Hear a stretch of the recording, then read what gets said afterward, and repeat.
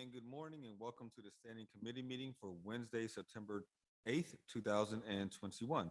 Council will continue to meet in a hybrid session until further notice. We encourage speakers to continue registering and speaking virtually as there will be limited numbers of seats available in our chambers.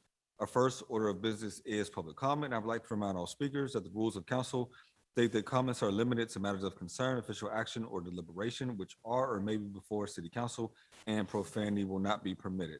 Our first speaker is Naomi Mullen.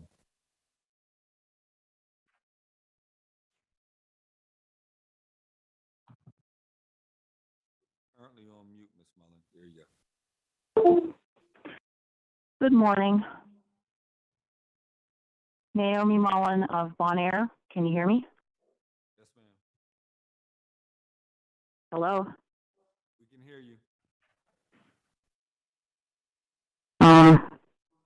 I assume you can hear me, but it's breaking up. Shady trees, not shady deals. The following is a letter to the editor of the South Pittsburgh Reporter. Area residents' voices haven't been heard in Bon Air school decision, August 17th, 2021. On May 27th, 2020, a meeting of the Bon Air community was held. In attendance were State Senator Wayne Fontana, State Representative Jessica Benham, and Councilman Anthony Coghill. There was no one representing the Pittsburgh School Board. After Gregory Development's owner gave his presentation about converting Bon Air Elementary School into apartments consisting of 6 to 12 units, I'm hearing noises, so I don't know if that's a problem, and possibly adding a third floor, the residents had their chance to voice their concerns. Many people spoke up. All were not in favor of this plan, including Councilman Coghill and Representative Benham regarding an apartment conversion. Many residents wanted the building to be taken down and made into a green space.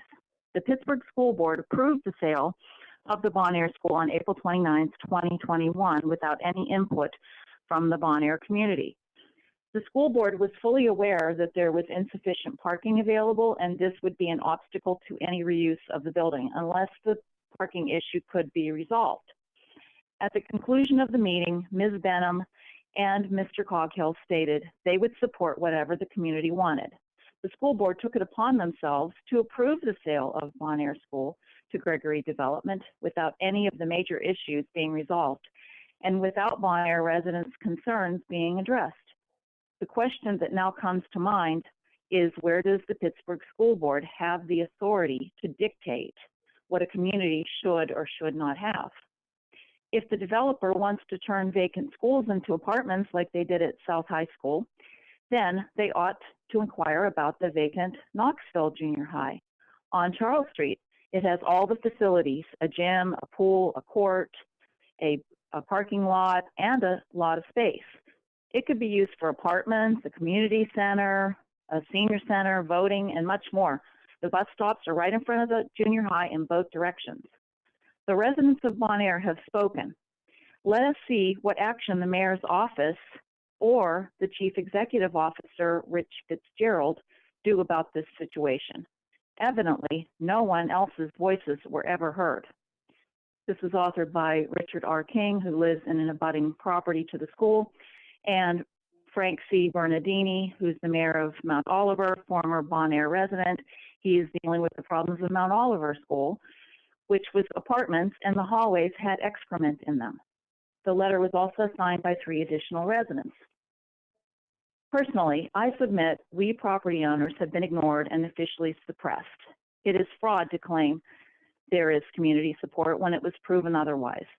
These rogue representatives and so-called public servants are acting outside of the scope of their authority. Why is there no oversight of non-compliant with policy politicians and administrators? Bon Air is a watershed to Route 51. Create a resolution to deny zoning change to the Bon Air school building. Tear down problem buildings, not safe, stable neighborhoods. Shady trees, not shady deals. Thank you. Thank you. Our next speaker is Dr. Ronald Miller.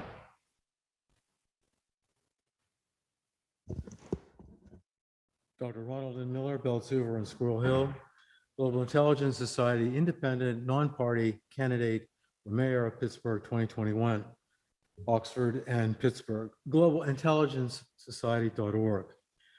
Concern of this council is a statue of a bent metal man in front of this building of Richard Caligiuri. RC spent years as a counselor in this room. In November 1977, Richard Caligiuri got the keys to the office of Pittsburgh mayor through 1981.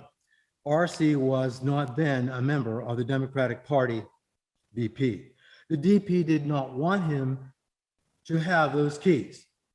The DP, this city council, does not want the people to have the keys to their room, this council room. In 1973, DP member Richard Caligiuri lost to Pete Flaherty in the primary. After Jimmy Carter appointed Pete Flaherty to be Deputy U.S. Attorney General, Richard Caligiuri, president of City Council, became acting mayor. But the DP did not want RC to keep those keys to the office of mayor, but Tom Forster. In the 1977 primary, Forster became the DP candidate for mayor. RC dropped the DP connection and ran as an independent and kept the keys. Would Richard Caligiuri keep the door to the people's room, this room, locked until 9:55 a.m. or a 10 a.m. meeting? That is what is done. Even people who were invited for a proclamation last week were pounding on the door to get in. That didn't happen yesterday when Cale Smith, president council, had her people here for a proclamation. No, they were invited back into the council chambers. Who has the physical keys to this council room? A Black person in city police uniform, 20 August 2021, a white one, 31 August 2021, an unidentified maskless brunette, 31 August 2021. Who else? The door is secured with a 17th century mechanical lock with no alarm. Secure? These keys are easy to duplicate. How do you know that we don't have one? The door should be open to the people no later than 9:30 a.m. Richard Caligiuri found another way. He constantly found another way. That's what we will do. If this door is not open by 9:30, we will find another way. That is what he did. That is why his statue is in front of this building. Thank you. Our next speaker is Amanda Neutror.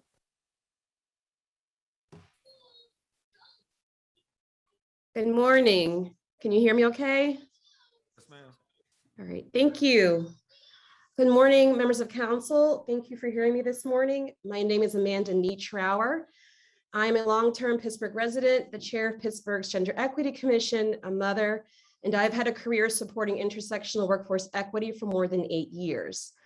Though I'm here today not as a commissioner, but as a resident, I do want to point out it is precisely my work with the commission over the last 4 years and my experience as a Black woman in Pittsburgh who has worked through my journey to motherhood that I support legislation for paid bereavement leave for pregnancy loss. As a former City of Pittsburgh employee, I understand, though this is a first step that will help a limited number of residents, the impact and example will hopefully lead to expanded support for all residents who experience a pregnancy loss and termination, no matter the reason. The 2019 report, Pittsburgh's Inequality Across Gender and Race, which has been referenced by many, points out some of the glaring disparities affecting women and especially Black women in Pittsburgh. These disparities are seen and felt most keenly in areas of work and career, wages, and maternal health. In 2020, the Gender Equity Commission also released a set of policy recommendations titled Building an Equitable New Normal. These recommendations were a direct response to the findings of the report, listening sessions, and the increased gender and race-based violence and disparities exacerbated by the COVID-19 pandemic. What these reports and recommendations have in common is the call for courageous and bold leadership to stop ignoring these very serious issues that have had a detrimental impact on all Pittsburgh residents simply because they have been considered, quote, women or ethnic race issues, minority issues. I, in fact, was almost 9 months pregnant at the press release for the 2019 report, a Black woman faced with the ugly reality of the unnecessarily risky conditions of giving birth because of the racism and gender-based discrimination that is still rampant in our city. Everyday people who become pregnant are faced with difficult decisions and health implications because of pregnancy.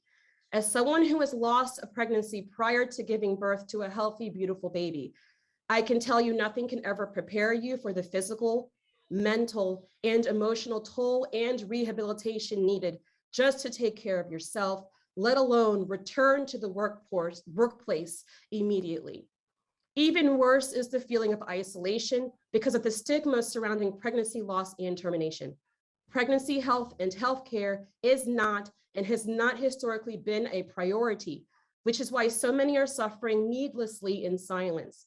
The lack of inclusive legislation to address these issues has led to piecemeal workplace policies where you are only supported fully as a human being if you are lucky enough to have an HR department that understands that gender inclusive, supportive, human-centered policy actually looks like. Reproductive rights and reproductive justice. Thank you. Our next speaker is Ruth Walker, followed by Morgan Overton. Ruth Walker? Ruthie, excuse me. Good morning. My name is Ruthie Walker, and I'm the grandmother of Raymond Edgar, who was born sleeping on October 3rd, 2001. Baby Ray's death was the darkest time that I've ever experienced throughout my life. I was the keeper of the gender, so I felt that special bond. I was given the honor to host the gender reveal, which was 3 days before we found out of his passing. My daughter-in-law had been through several miscarriages, and with baby Ray, we were halfway there. He was 6 months in utero. Nothing could possibly go wrong, or could it? Just the Tuesday before, he was 96%. He was 96th percentile, and he weighed at least 2.5 pounds. We were all overwhelmed with joy. Wednesday, September 30th, 2020, my daughter-in-law was at her appointment when they heard no heartbeat. She called me and I immediately rushed to the hospital. That very day we left the hospital, we waited to be called to schedule for her delivery on October 3rd, when my grandson was born sleeping. Obviously, my daughter-in-law missed work during this tragic time. This loss took a toll on her physically and mentally. And unfortunately, from her being off from work, her employee terminated her. I totally support Bill 1809. Thank you. Thank you very much.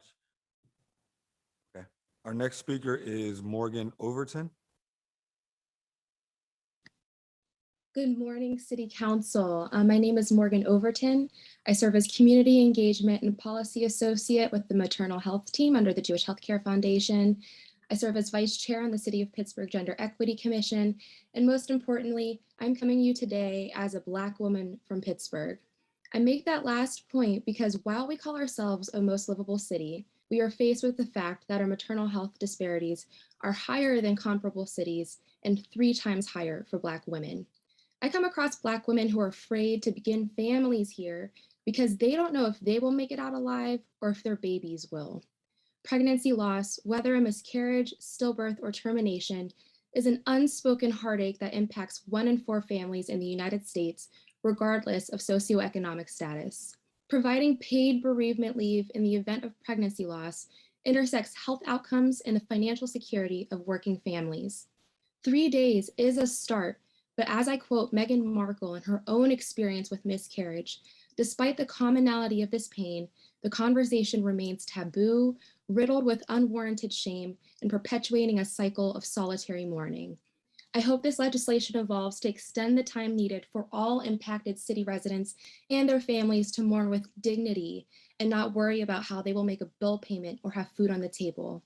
This is a tremendous first step as Pittsburgh can set a precedent for the rest of the country, but we need to reckon with how to be proactive to confront the inequities that contribute to pregnancy loss in the first place. We must partner with, but also hold to account the role our health systems play in the trajectory of birthing people and their babies. I applaud Councilman Wilson for being an ally in this space. Pregnancy loss is not only a women's or birthing people's issue. This impacts our men and the public health of our community at large. I look forward to seeing continued partnership with individuals who are experts of their own lived experiences and to see policy serve as a voice for the unheard. Thank you. Thank you. Our next speaker is Jamie Petrosky, followed by Sierra Weeble. Jamie Petrosky.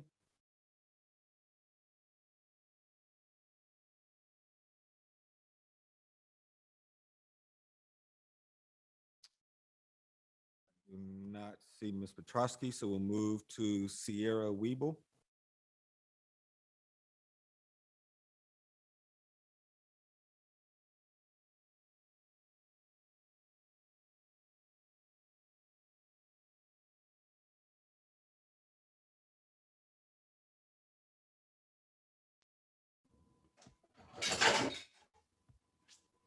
We do see Sierra Weeble with us.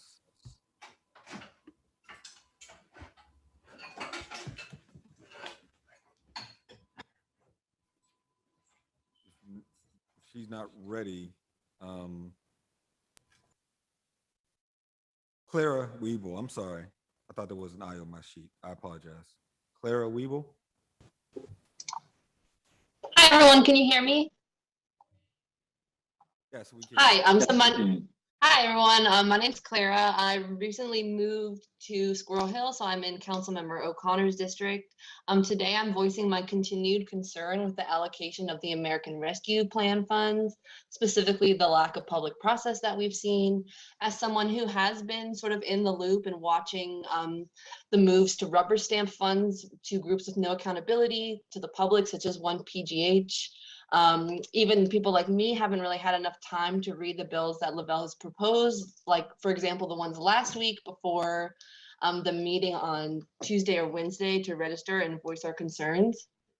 So as that has already passed, I'd like more insight into council members' thought process through, like long-term, what are we thinking here? I guess I'm wondering what else, where else are cities allocating the ARPA funds so quickly, and like what is like the rush here, and what foresight did council members use in deciding that this process is, quote, engaging constituents and communities in developing ways to use these payments given the scale of funding and its potential to catalyze broader economic recovery and rebuilding, as stated in the U.S. Department of Treasury's guidance. As the rest of the ARPA funds are allocated, I am asking for a democratic, people-centered, and transparent process, and the public needs to be included in defining what these terms mean. Thank you. That's all from me. Thank you very much. Our next speaker is Claudie Pierre. Hey, everybody. Good morning. My name is Claudie Pierre, and I am speaking on behalf of over a dozen groups about the ARPA funds. We know you guys have a big challenge ahead of you guys with especially COVID-related relief and things of that nature. I've been privileged to be in the community. I'm a resident of the Hill District, and obviously we are looking for transparency. We are also looking to collaborate. The real goal is to really, we have capital projects that we would love to move forward as a unit, as a community. We also have programming, obviously, that is a little bit harder, but just understanding from the city council perspective, working closely with also county opportunities and various organizations like the Food Policy Council, the Food, and multiple other organizations to really bring forward just ideas and understanding how to access capital, especially with things that are related to COVID or pandemic resources that to help us get back on our feet. We've been able to help hundreds of thousands of people around food security or the food insecure. But there's so many things that there's a lot of layers to this onion. So we're looking forward, and I'm being optimistic to working with City Council about these ARPA funds and a little bit more transparency, a little bit more opportunities to really have a voice in how these things are trickled down, following guidelines and just working together. So there's way more to say, but these are the kind of things that I'm trying to advocate. And thousands of people are texting and asking, Chef, what are we doing? And we just don't know. We need clarity. We need to understand, how do we bring together an opportunity to speak to our city council and look each other in the eye and say, this is how it works.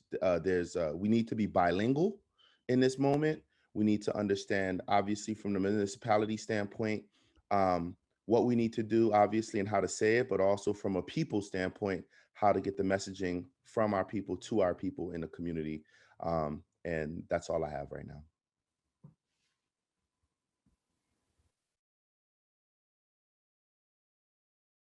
Thank you. I believe our last speaker is now Jonathan Kamen. Good morning, and thank you, council, for hearing me this morning. I'm coming to you to talk about Bill 2021-1368, which is just a simple request for council to adopt a sewage planning module for the Heron Avenue Townhome project, which is located in Councilwoman Gross's district. This request was first referred over to council by the city solicitor with a request that council approve it back in March of this year. And it has been stayed multiple times. And at this point is creating a real problem for my client to proceed with the project. And we can't see any reason why it has been held for almost 6 months. As you know, the approval of a planning module is just a ministerial act, and council, we believe, is required to do so, to go ahead and to send it along to the appropriate other authorities. So we'd ask that it be taken out of whatever hold it's been put on, and that it be promptly moved forward so that we can proceed with our project. Thank you and have a great day. Thank you. That exhausts our list of registered speakers, which moves us to our standing committee agenda. Our first committee for today is Finance and Law, chaired by myself. Our first deferred paper is Bill 1755.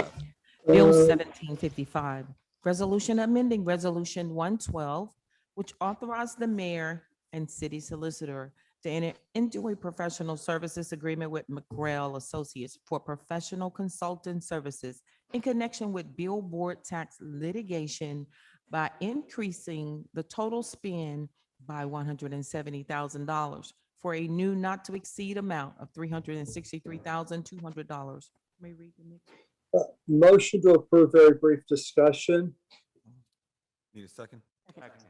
Discussion, Councilman Kraus? Did we take the roll, Madam Clerk? No, we did not. I apologize. Yeah, thank you. Would the clerk please take the roll? I was distracted. Reverend Burgess. Here. Mr. Coghill. Mr. Coghill. I'm here. Here. Here. Thank you. I appreciate your help. Mr. Corner. Here. Mrs. Kel Smith. Here. Ms. Strasburger. Here. Mr. Wilson. Here.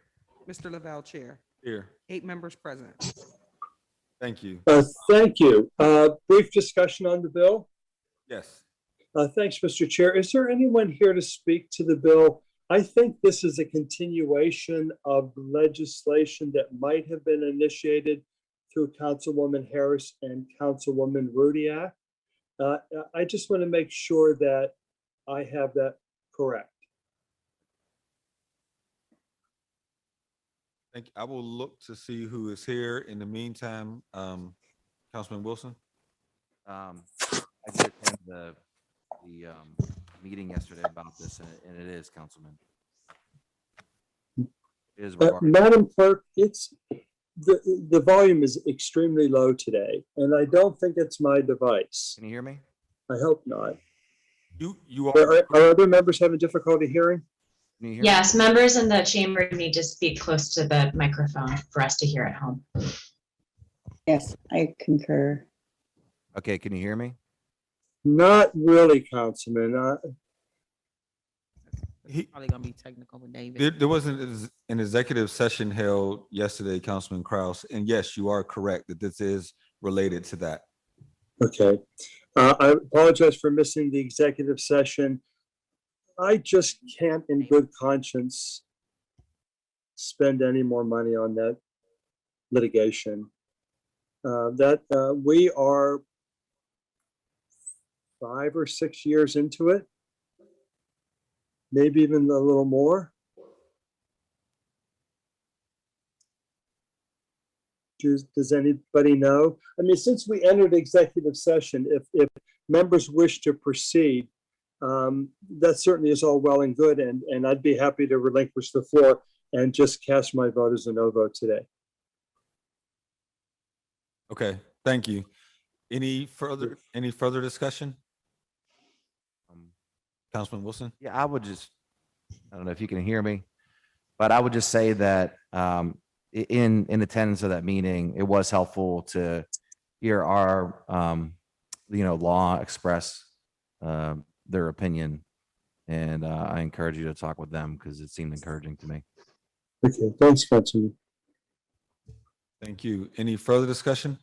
Seeing none, all those in favor say aye. Aye. Aye.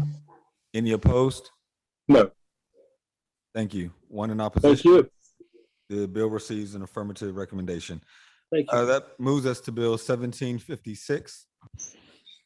Bill 1756, resolution amending Resolution 223 by amending the existing professional services agreement with Hawk, McKeon, and Sisnick for legal services in connection with PUC matters by increasing the total spend by $150,000 for a new not to exceed amount of $200,000. Need a motion? Excuse me. So move. Second. Any discussion? Yes. I just want to, President? yeah, Smith? this is for total spend. What is that what you said? I'm trying to Yes, read the bill. Bill 1756. 1956. Is that, what is that? Do we know what that is? Total spend.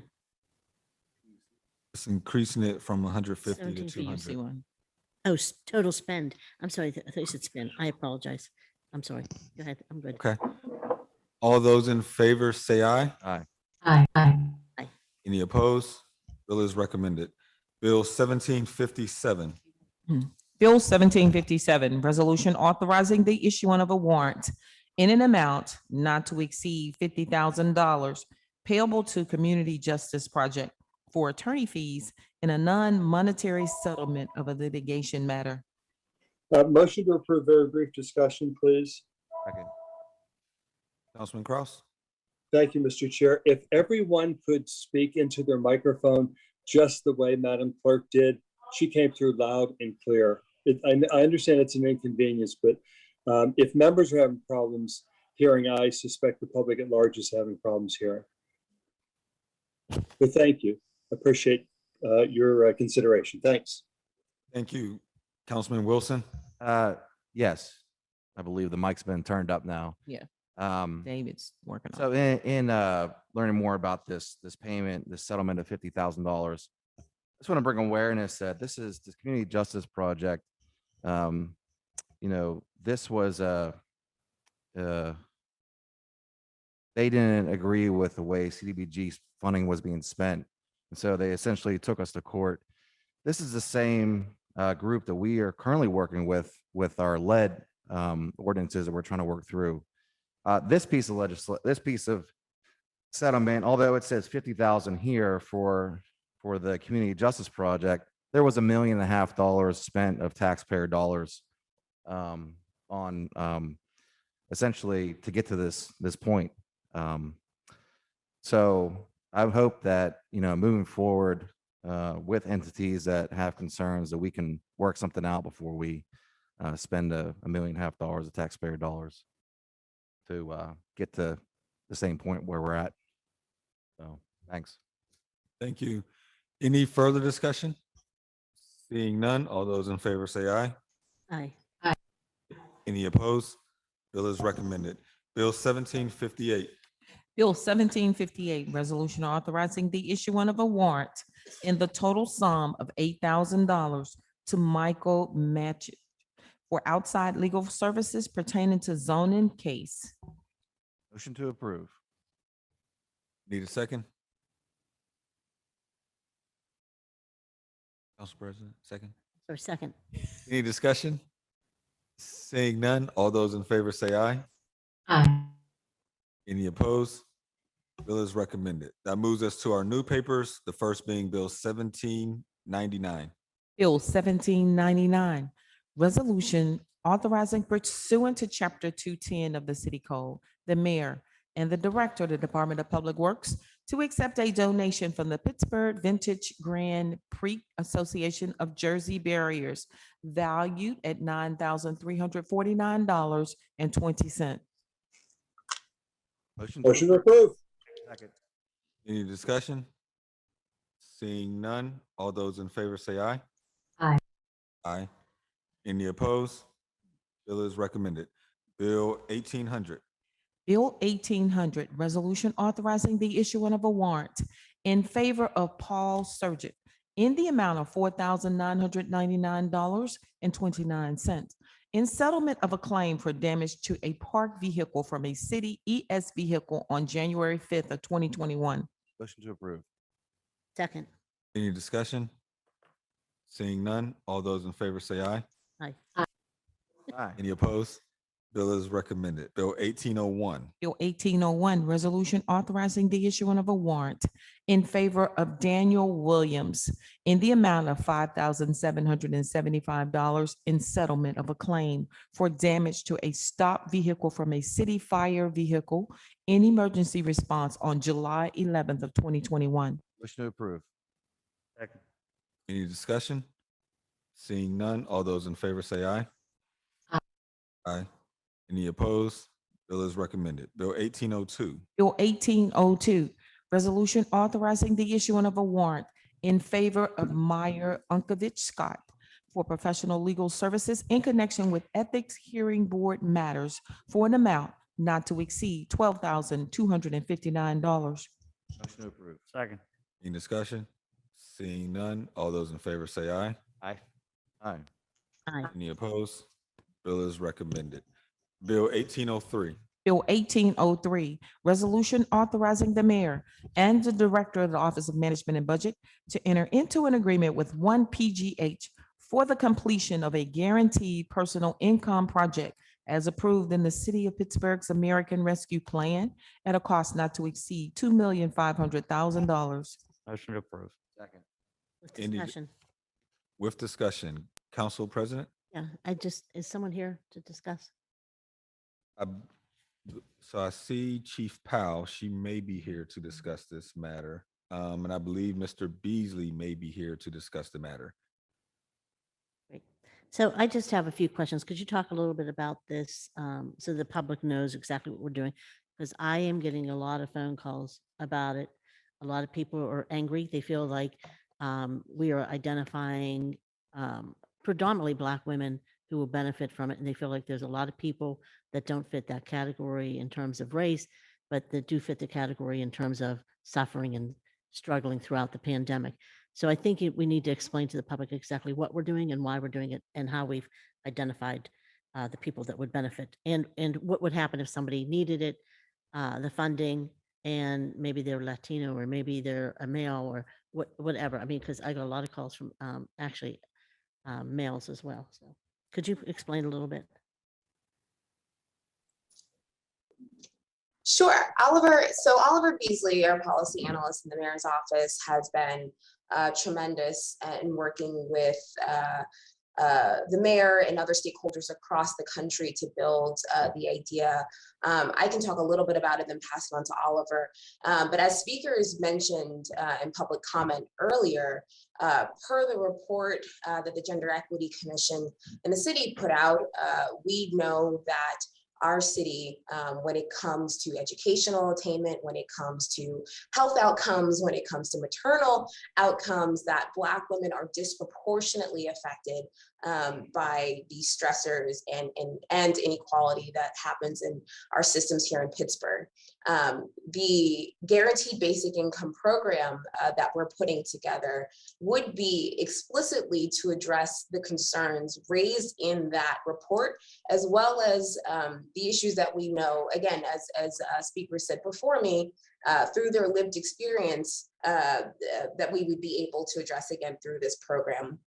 Guaranteed basic income has happened in other cities. Other cities have used their ARP funding to do this pilot. And as a part of, I believe, the materials submitted to council today, you received other cities that either have a guaranteed basic income program, those that are looking to create one, those that are using ARP funding. So there is a precedent for this, and we hope to be a part of those cities, again, that are doing this critical work. But Oliver, if you want to talk a little bit more about how we've designed this program to give a little more clarity to council and the public on what the aim and goal of this program is, I'd appreciate it. Absolutely. Thank you, Chief. So as Chief Powell mentioned, the 2019 Gender Equity Report that outlined how Black women were disproportionately suffering more than any other group in Pittsburgh. So just to highlight some of the findings specifically from the report, Black women and children are more likely to live in poverty in Pittsburgh than other comparable cities. And Pittsburgh has low college admission test scores and high rates of police referrals for all students comparable to other cities. This then causes effect in Pittsburgh's Black children that have a lasting impact on their educational and economic well-being. We found this opportunity to work with Mayors for Guaranteed Income, which was started in Stockton with Mayor Tubbs, and use this opportunity as a pilot, with it just being a pilot for a research examination to see if a guaranteed base income matched with financial empowerment, as we will also utilize the Financial Empowerment Center for this pilot, might be the silver bullet to poverty, is just having income and understanding what to do with money. 100 participants of the pilot has been separated for Black women at or below 50% AMI. And then the other 100 will be randomly selected from 5 different regions: North, South, East, West, Central. So 200 pilot participants, 100 being Black women, 1 being randomly selected, and then a control group of 200 also who will be not a part of the pilot, but a part of the research, who will not receive the guaranteed income, but will be involved and do surveys for the control group. It is simply a research pilot, as other cities have already implemented similar, and other cities are also working towards that as well. Currently, the 2 largest cities in the Commonwealth are us and Philadelphia.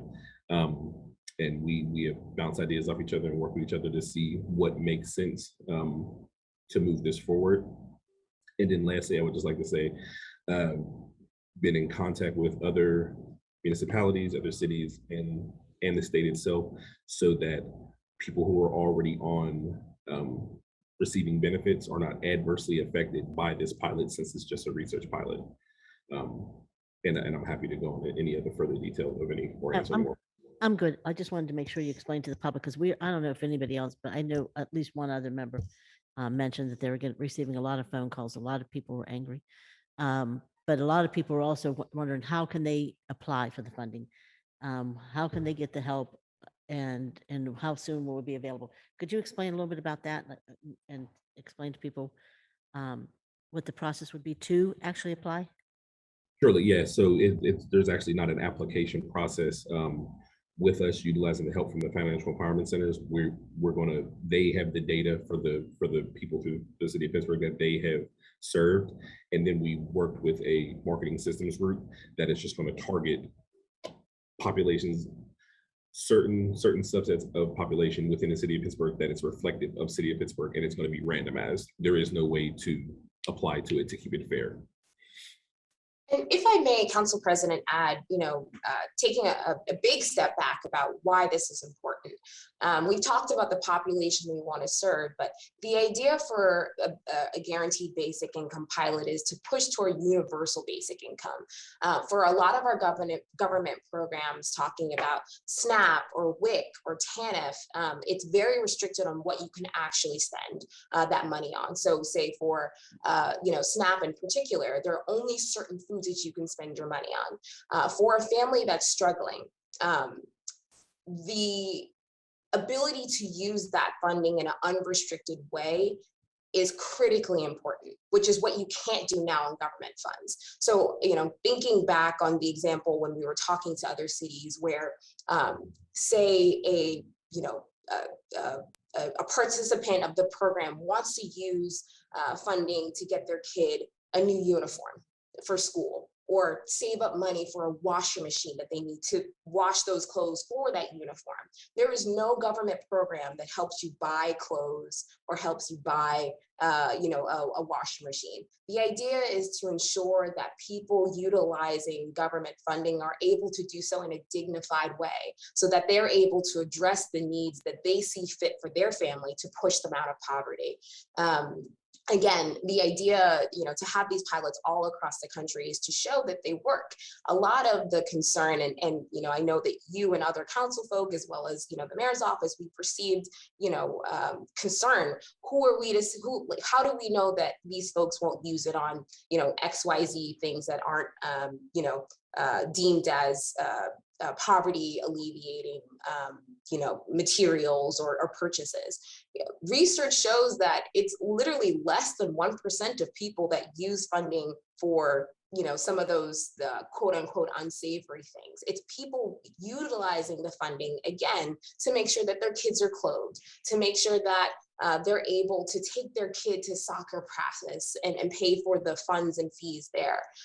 All of these things in conjunction with other government programs have been proven to ensure that people can live dignified lives. And so, as Oliver was saying, there have been pilots all across the country. We've been working with mayors for guaranteed basic income. Again, a cohort of mayors that have been working on these issues. But it's imperative that Pittsburgh also be a part of these programs to ensure that we're addressing the populations, particularly Black women, as we've stated before, that are disproportionately affected by any unequal systems here in Pittsburgh. But B, that we're able to stand shoulder to shoulder with other cities to prove that these types of programs work and that we should be pushing for them, again, in a more universal setting. Okay, so I just want to be clear. I do understand the need for it. I also understand that there's a lot of people in need. And I wish that we had more money to help everyone.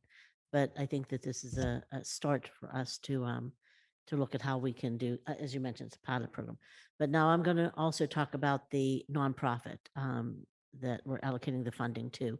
So everyone knows, it would be no surprise that I have a lot of questions and a lot of concerns about a lot of the nonprofits that come here, especially seeking public dollars. And a lot of times, in my case, I actually had to turn groups into the IRS and the FBI and the Attorney General, the U.S. Attorney General, and so on and so forth, just to try to get some accountability for public dollars.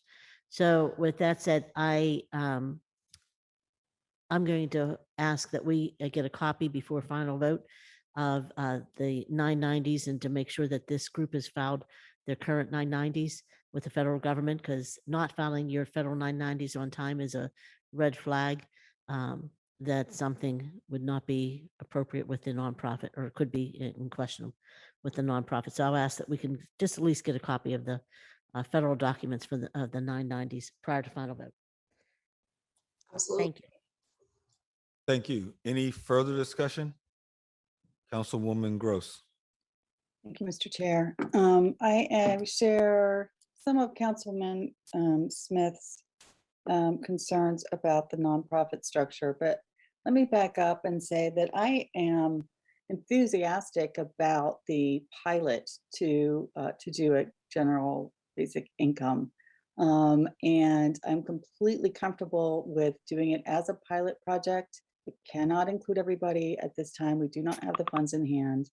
I wish we, had started yesterday. I think this is, I believe in all of the points that Director Powell made about how we know that we're not supporting our households as well as we might because of the way there are restrictions on federal funds and food funds. And it's a very difficult time to navigate. And we know, as I often cite here at City Council, that of the households in poverty in the city of Pittsburgh, this may not be true elsewhere, but we know that in the city of Pittsburgh, 70% of those households are female-headed households with children in the household.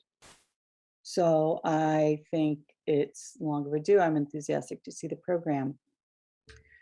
I have already shared these thoughts with Director Powell and Mr. Beasley and others who briefed us on this program. The ask here is to use the American Rescue Plan funds. The federal regulations for the American Rescue Funds explicitly say that city governments may do cash assistance. So I had the same conversation with Chief of Staff Gilman when we had the allocation discussions. I fully believe that we can just do this project as designed, keeping these funds in city government and doing the assistance directly. I am looked around at other cities that are doing their ARPA funds. Of course, we haven't looked at every single city that received the ARPA funds, but we started with our benchmark cities, which are about 14 cities that we often compare ourselves to. I believe that St. Louis is doing cash assistance from their ARPA funds directly as city government. The response I was given was that our solicitor says it has to be a nonprofit. I did not read the solicitor's brief or opinion that way. What I read was that when this program was originally designed was a number of years ago. It precedes our receiving the American Rescue Plan funds. And I understand what I read was that the idea was that there would have to be philanthropic donations to one PGH that would provide the match money for Mr. Dempsey, the CEO of Twitter's challenge grant. I think I've said that correctly. And that should be structured in a nonprofit.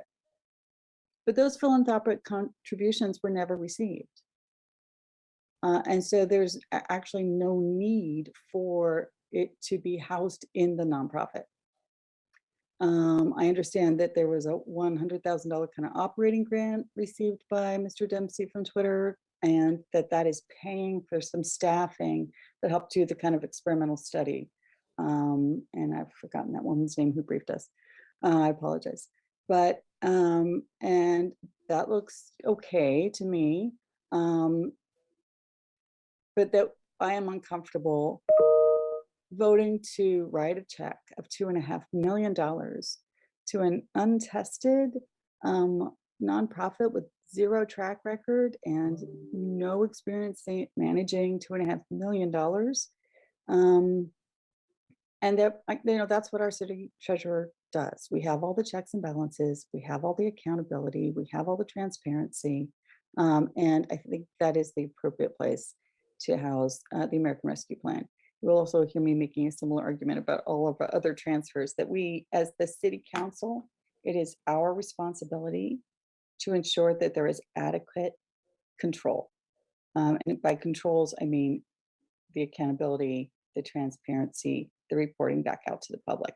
This resolution doesn't actually have anything like that in it. And so I'll pause there and let other members be heard. Thank you, Mr. Chair. Thank you. Any other members for discussion? Mr. Chair. Councilman Burgess and then Councilman Wilson. So I'll say two things. First, every meeting I have ever had, and Oliver, you've been in some of those meetings with me. Every meeting I have ever had in my community, when I've come to the table and said, we're going to do a development project, whether it was Garfield, whether it was Larmer Choice, whether it was the new spectacular houses in Homewood or the Homewood Station, it didn't matter. Every time I came to the community and said to them, we're going to do this developmental project. We're going to do economic development in the community. We're going to build more affordable housing. Every single meeting I have ever had, at some point, someone raises their hand and says to me, Rev, this is all well and good, but instead of building this development project, can you simply take the money, divide it up, and give families checks? Because even though these projects are good and well, we need resources right now. I get that every single meeting, every time I talk about rebuilding African-American communities. Now, I've been now, this is my, I guess, 14th year, and I have been working under an assumption that according to our city law and our state law, we cannot give individual benefits to individual people. That has been a mantra that I have been told for the 14 years I've been a member of council, that we cannot as a city directly give personal benefits to ordinary residents. Because if it was up to me, I would start giving checks to every African-American. African-Americans have what, 300 years of problems in this country? If I could, you know, I would have taken the ARP money and specifically written a check to every African-American in the city of Pittsburgh. It's absolutely what I would have done. However, I know we are prohibited from doing that. And in actuality, that's not the highest and best use of those funds anyway. That's number one. Number two, and this is going to be a theme you're going to hear from me this week. And again, as I've been, you know, older now in council, I used to say these things somewhat in metaphorical terms, but I'm now going to say them straight up. I hear all the time non-African Americans say to me, Rev, what can we do to help Black people? Sometimes they say, you know, unfortunately, they'll say those people or these people. I've heard it all the time. And I have heard all the time two things I have found consistent. Well, let me be honest. So let me give you the answer. If you want to help Black people, if you sincerely want to help Black people, give them directly resources. Don't give it to other white organizations to help them, because that's normally what you do. They find white organizations. They say, we're going to help Black people. So we'll give $1 million to this white organization and they can do their charity work. No, give resources directly to Black people. Give resources directly to Black developers.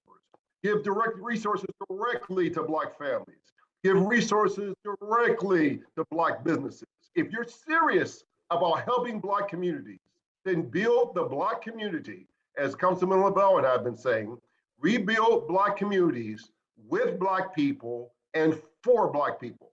Build Black communities with Black people and for Black people. That's number one.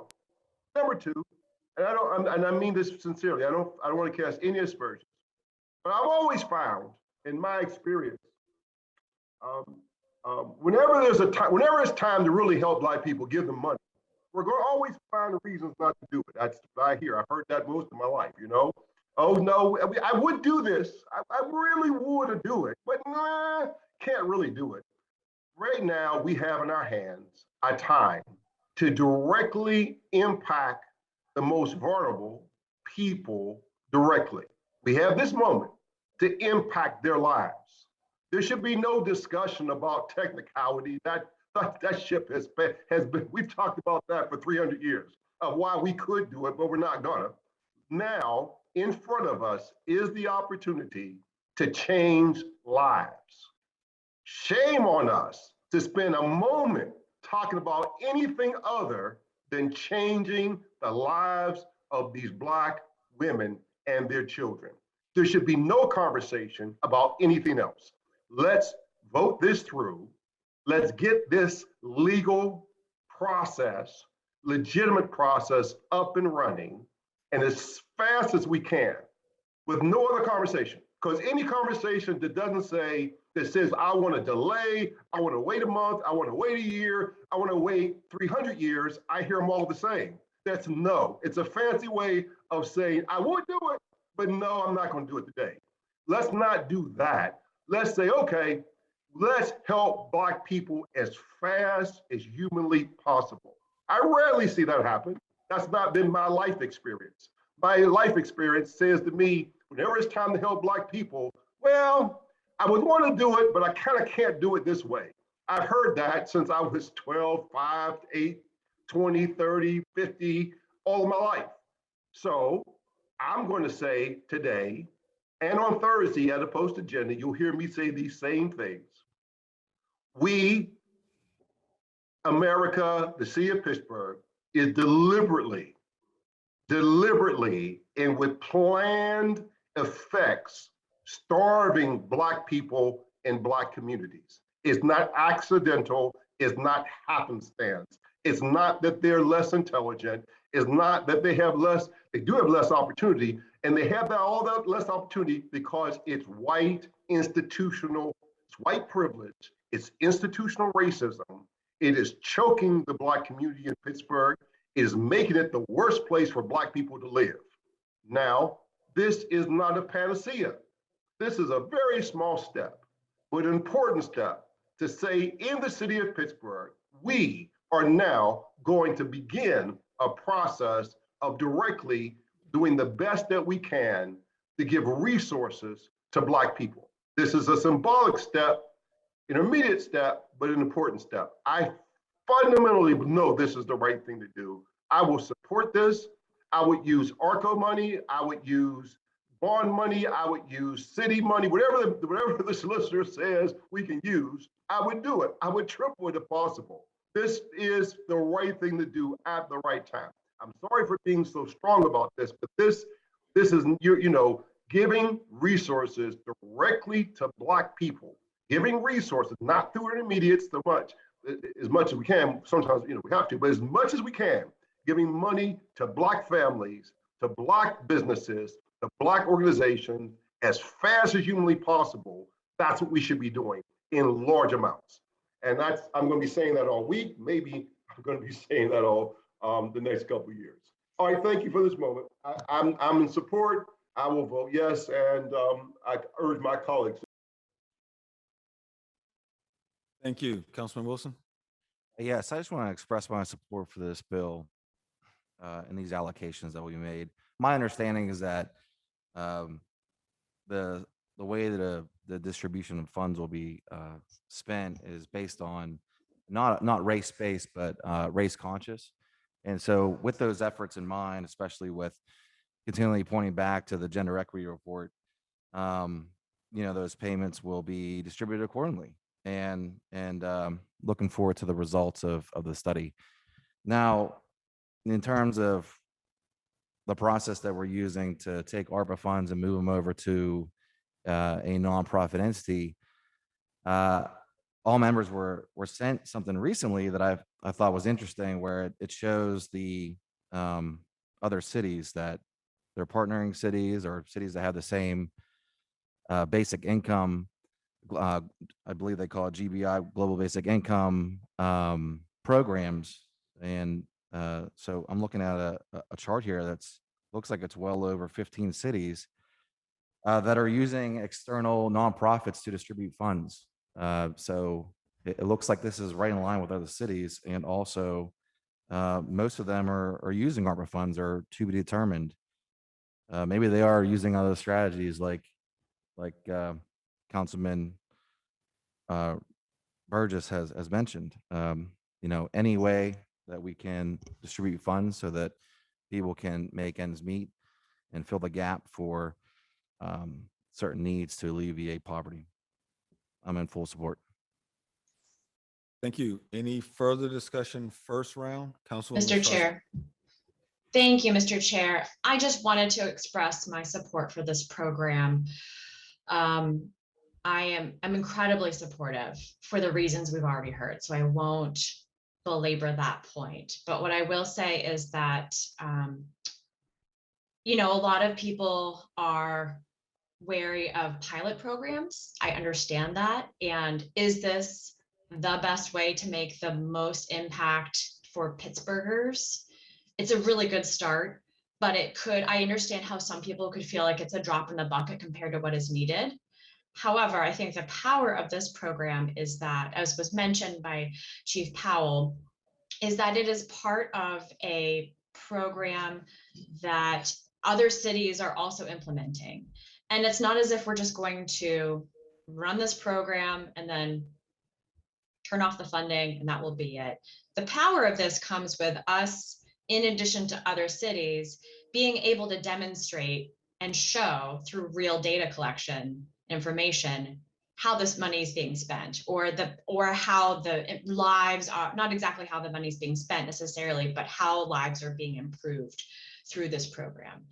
Because what we're trying to do here is push back against the very racist and very dangerous sentiment that was kind of that indoctrinated in a number of people throughout the United States in the 80s with the Ronald Reagan assertion of, the very racist term, the welfare queen. Terrible term, very racist and untrue. But that's what a lot of people unfortunately think of when they think of any kind of governmental assistance. And I think finally, both at city and state levels, but also federal levels, we're turning a corner against that austerity and realizing that in a number of different ways, we need social safety nets. This could be one of our social safety nets. And if Pittsburgh can be part of the process that gets us to a federal program of this sort, then that's really, really, really important. And we need to be a part of that. So I just wanted to address the whole issue of pilot programs not being worth it or not being the best use of funds. I think in this case it is, in addition to the 500 lives we will impact and their family members. That's incredibly powerful to me. And I'd love to see it expanded throughout the entire city and throughout the country. As for 1PGH, history will tell us whether this was the best way to, the best idea. It certainly is an experiment. We've seen it done in other places, other countries, other states, but I'm ready to work with this nonprofit and to see how it goes and to keenly follow it and to keep an eye on how they are distributing funds and doing everything we need to do to keep a watchful eye. But I'm interested in seeing how it goes with 1PGH. Thank you. Councilman Lavelle, if I can just briefly speak to the whole nonprofit piece. I am not a lawyer, so for the legal opinion, but to what Councilman Burgess spoke of, it does face challenges when you're targeting or steering, when monies and programs are coming directly from the government institution itself. And just to be frankly honest, for something that I've been working on for over a year now, and looking at different cities such as Councilman Wilson just stated, Minneapolis, Alexandria, Long Beach, Evereston, Austin, Texas, Richmond, Virginia, Philadelphia, Polk County, Illinois, Santa Fe. A pilot of this magnitude, we need partners. We just need partners from the cash transfer process of the debit card and the operations of that is something that we would need partners with. The research and reporting component, which is going to come from the University of Pennsylvania, they're giving that to everyone who's a part of Heirs for Guaranteed Income, all the cities, to do that for us, to do all the back end research and reporting for us. The actual process of making sure the registrants are registering and getting their their benefits with them, so they're not adversely affected, so they're not losing SNAP and TANF and even bus vouchers or their vouchers from housing authority. It is extremely common, and it seems to be the best practice right now, as it still is an upcoming thing here in the United States, that you need partners, and an MOU or some type of understanding with a facilitating partner of a 501c3, which I heard you, Council President, we'll do our work for 1PGH to see that you get the documentation, but it's important that we have partners. in this large effort. And to Councilperson Strasburger's point, and to Chief Powell's point, basing it off of something that we look to be universal or hopefully national. So I am just of the belief personally that you need partners to complete this in the nonprofit, in the NGO section, and private for that matter, for the cash transfers. Thank you. Thank you. Any further discussion first round? If not, second round, Council President Smith, followed by Councilwoman Gross. Thank you. And I just want to say that, first of all, asking questions about a program doesn't mean you're opposed to it. It means you're asking questions. It means you're being responsible with public dollars. And I'm going to do that with everything that comes through. I'm especially going to do that when I see money going to any nonprofit, because as you know, in my district, I've had my fair share of nonprofits I had to question. So with that said, I will say that Chief of Staff Gilman, as we were speaking on his holiday, sent me the 990s already. So I feel more comfortable knowing that that the 990s are filed. That's a good sign. But Reverend Burgess, during his comments, raised a comment about giving money directly to Black women and Black people in general, and instead of an organization, so that, or to Black organizations. So that also raised a concern. Is this organization a Black organization? So maybe I should look into that as well, though. So thank you for raising that concern, Reverend. But I would just say that I think overall, I think anybody would want to help. I think we all understand the need, we all understand the benefit, but we also have to explain to the public, why and how the program works and what we're doing with the public dollars. So with that said, I do thank you all for giving your explanations. Those who worked on the program, and Oliver, we think the world of you, and Lindsay Powell. So I hope that the two of you will stay on and see some of these programs through to fruition. And with that said, I just want to say I'm registered on iVote, but I want to thank Chief of Staff Gilman for sending me the paperwork. Council President, thank you so much. He beat me to it as always, but the 990s, the bylaws are all on our website, on the 1PGH website. So if any member of the public would like to access it as well, it's right there. And we, as a part of making sure that we have transparency throughout this whole process, all the documents are there for the public to access as well. I think that's important if this is a pilot program. It's important to growing the program is knowing that the program is being run as responsibly as we can with public dollars. So thank you. Thank you. Councilwoman Gross. Thank you. There is finding my unmute button. Chief Powell and Mr. Beasley, thank you for your answers about 1PGH. It is a website that anyone can visit, just, ONEPGH. And President Smith, the last time we discussed it during the allocation discussions, I read the board of directors. The board of directors on the website are listed as Grant Irvin, who's Chief Resilience Officer for the City of Pittsburgh, Dan Gilman, Chief of Staff, City of Pittsburgh, Ann E. Hollis, Executive Director, Amaki Pittsburgh, Valerie McDonald Roberts, retired Chief Urban Affairs Officer, City of Pittsburgh, Bob Nelkin, retired United Way of Allegheny County, Melanie Ondeck, Senior Grants Officer, City of Pittsburgh, current, Lindsay Powell, Deputy Chief of Staff, City of Pittsburgh, and Vincent Quattrino, Esquire Founding Partner, Quattrino Rafferty.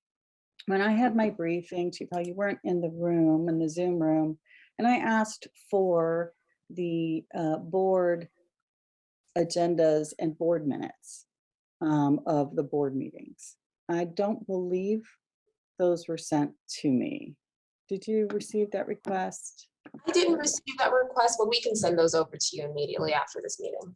Thank you. So how many board meetings have there been of 1PGH? I couldn't tell you off the top of my head, but every board meeting we take minutes and log them so that, again, we are transparent. So you have attended board meetings? Yes, I'm a board member, yes. And so how many has there been in 2021? Just like, what's the most recent board meeting? They are off the top of my head every other month. So I guess that's 6 months. Okay, so there've been about 6 board meetings, it sounds like you just said. And there have been no deposits received except for the $100,000 from Mr. Dempsey, the CEO of Twitter.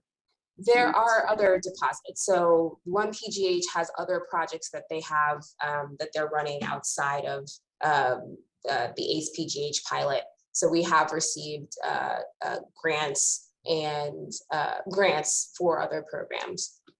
So I did my homework after the allocations in our last discussion.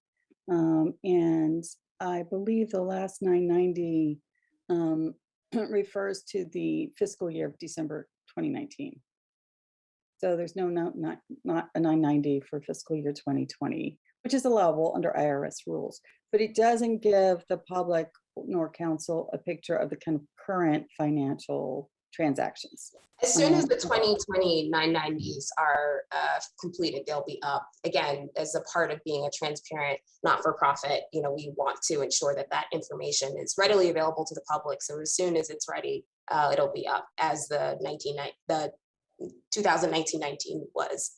But I'd like to be a little more demanding. Thank you, though, for that offer, which is that in addition to the board agendas and minutes, I would like the current financial statements. So, as a board, I'm sure you review the financial statements in every board meeting. So if the agendas and minutes that are sent to me also include those financial statements that are reported for each of the board meetings, that can give us a kind of moving picture of what this board has been up to. Because the public doesn't know. It is not, I'll reiterate what I said a month or so ago. You are not subject to sunshine laws.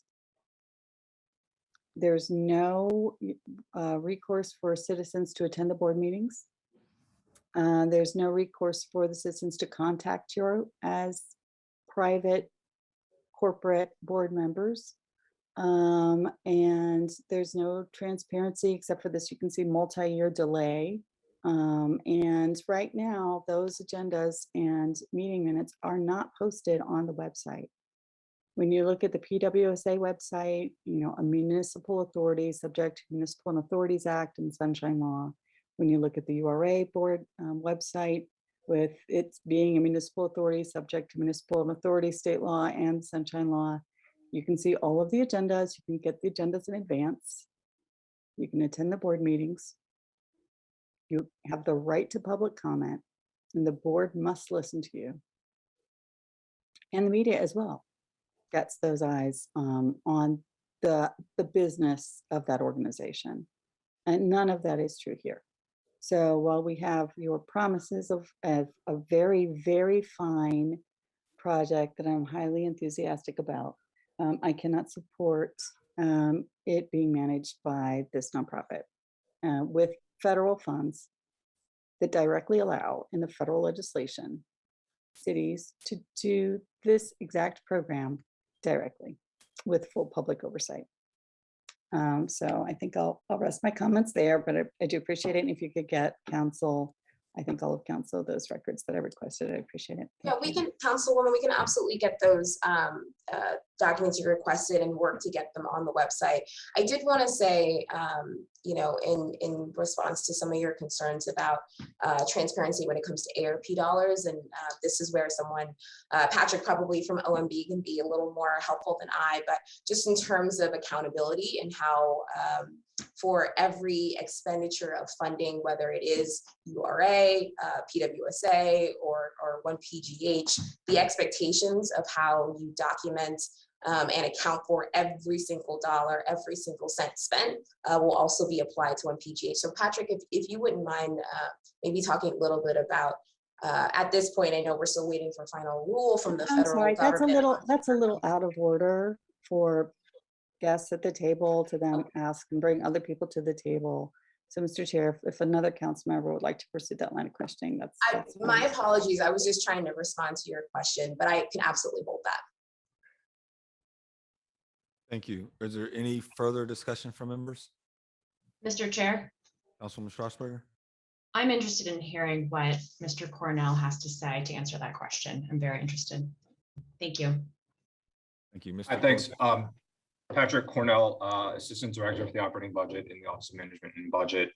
Thank you for having us. And you're correct, Lindsay, everything that will be spent with the American Rescue Plan dollars has to be meticulously tracked and monitored. There are different categories. At this point, things in the revenue loss category can be used for general governmental services. And those do have a little more flexibility than some of the economic COVID-19 response categories. We're still working to finalize those calculation numbers to decide, which bucket this will fall into, and that will dictate the reporting. But either way, there will be reporting on this program and every other program as well. Thank you. Councilwoman Strasburger, anything else? Thank you. Yeah, no, I'm interested in finding what we can from, and following this and following the financials. I will note that 990s generally are a year or so behind. So when we get, I'll be interested to see the 2020 990s, but for most nonprofits, they're not out yet. And I am interested in seeing, board minutes as well as they're posted, just like any other nonprofit would, or city commission, authority, or board would be posting them. My hope is that this nonprofit will as well. So look forward to when that happens. Thank you. Any further discussion, second round? If not, third round, Councilwoman Gross. Thank you. I just wanted to note that I'm kind of looking through my email for that chart that Councilman Wilson was referring to, and I wanted to say thank you to Mr. Beasley and Chief Powell for pulling that together, because then my question will be before Tuesday is I will look at the cities that have used ARPA funds, moved them to nonprofits, and distributed the cash assistance. Did they have better qualifying and control transparency language in their city council resolutions to move those monies? So if there's something we can learn from the other cities' examples, I will share that with council members. So thank you for that. And that's all I have, Mr. Chair. Thank you. Any final discussion, third round? If not, all those in favor say aye. Aye. Aye. Aye. Any opposed? Aye. Opposed? One opposed. The bill receives affirmative recommendation. Thank you. Bill 1804. Bill 1804, resolution authorizing the mayor and director of Office of Management and Budget to enter into an agreement with the Pittsburgh Parking Authority for the completion of the Kirkwood Avenue Lot Project as approved in the city's American Rescue Plan at a cost not to exceed $80,000. Motion to approve. Any discussion? Seeing none, all those in favor say aye. Aye. Any opposed? Opposed?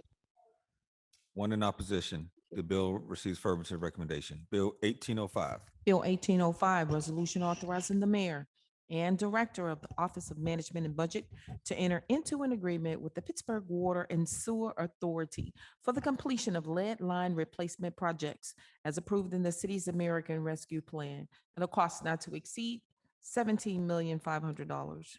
Motion to approve. Any discussion? Was there a second?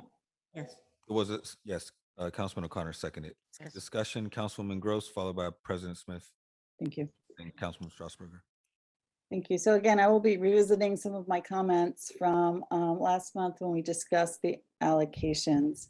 The proposal from the mayor's office first had $10 million to PWSA in 2021 and $10 million to PWSA in 2022 for these water infrastructure projects. We then shifted the $2.5 million out of the second year, 2022, to create a budget line to do other kinds of lead remediation, specifically lead remediation or inspections. We talked about that at length. So now the amended allocation plan has $10 million in 2021 for PWSA and $7.5 million in 2022 for PWSA.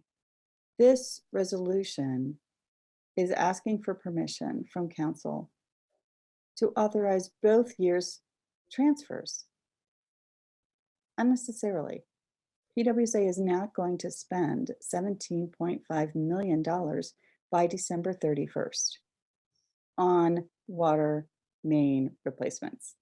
I fully support the water main replacements plan. Council will recall how hard I fought along with the PWSA board to get the money to do water main replacements, or firstly, water service line replacements, having to even fight to change state law so that we could do not only the water line, the water service line under the street, but also in the public's private property, right? So in yards and into the basement, so that there was 100% lead-free lateral.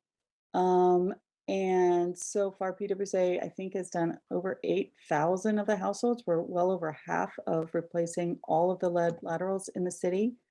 But that our water mains, especially on our residential streets, are 100 years old and collapsing and should have been replaced 50 years ago, probably, or 40 years ago. I'm also fully supportive of the project shifting to doing those water line replacements that also jointly replace any lead laterals that are on those streets. So it's a great project. But there's already funds at PWSA for this. I think that PWSA has just received another $20 million from PennVest, which is 0% state funds. True, it has to be paid back, but it saves us, the taxpayer, and us, the water bill payer, loads of money and interest that otherwise would be borrowed from Wall Street. So why $17.5 million of the city's American Rescue Plan dollars? True, it's specifically allowed in the regulations, which really aren't that hard to find. And you can go to the Treasury Department's website and read them, the rules for states and municipalities and local governments yourself. And it specifically allows water infrastructure. But there is also a very large, excuse my dog, a very large water infrastructure bill in general in DC. Your dog wants to stop you. I know. That will also specifically include water infrastructure. So given that there's no time to even spend these funds by the end of December, and that we may have an additional infrastructure bill that is dedicated to these kinds of projects, there's definitely no reason for council to transfer out of our trust fund, which is there in case of revenue shortfalls, because we don't know what's going to be happening with COVID. We've got a Delta variant, we may have an Alpha variant next, that we may have the same revenue shortfalls that we saw at the beginning, in early 2020. We may have 2021, excuse me, we may have those in 2022. So the transfers that are on our agenda today are overly large and completely unnecessary. We can do them iteratively, we can do them in installments. Council approved, I voted no, but council approved for a $10 million transfer to PWSA in 2021. That is what should be in this resolution. Council should amend the $17.5 million amount to $10 million. When we get into 2022, which has allocated in it $7.5 million, if there is a shortfall of PWSA, if they have managed and reported to the federal governments all of the stuff that they need to report under the American Rescue Plan guidelines, and if we have the dollars in our trust fund and we feel secure about our revenue and there's no cash flow problems at the city government, we can do a resolution to do the additional 7.5. There's absolutely no excuse for this, and I feel it's reckless. And so again, I will stop my comments there. Actually, before I do that, I warned Director Paulus that I would be asking him these questions when we had these bills on this agenda today. So is he nearby? Can you come to the table, please?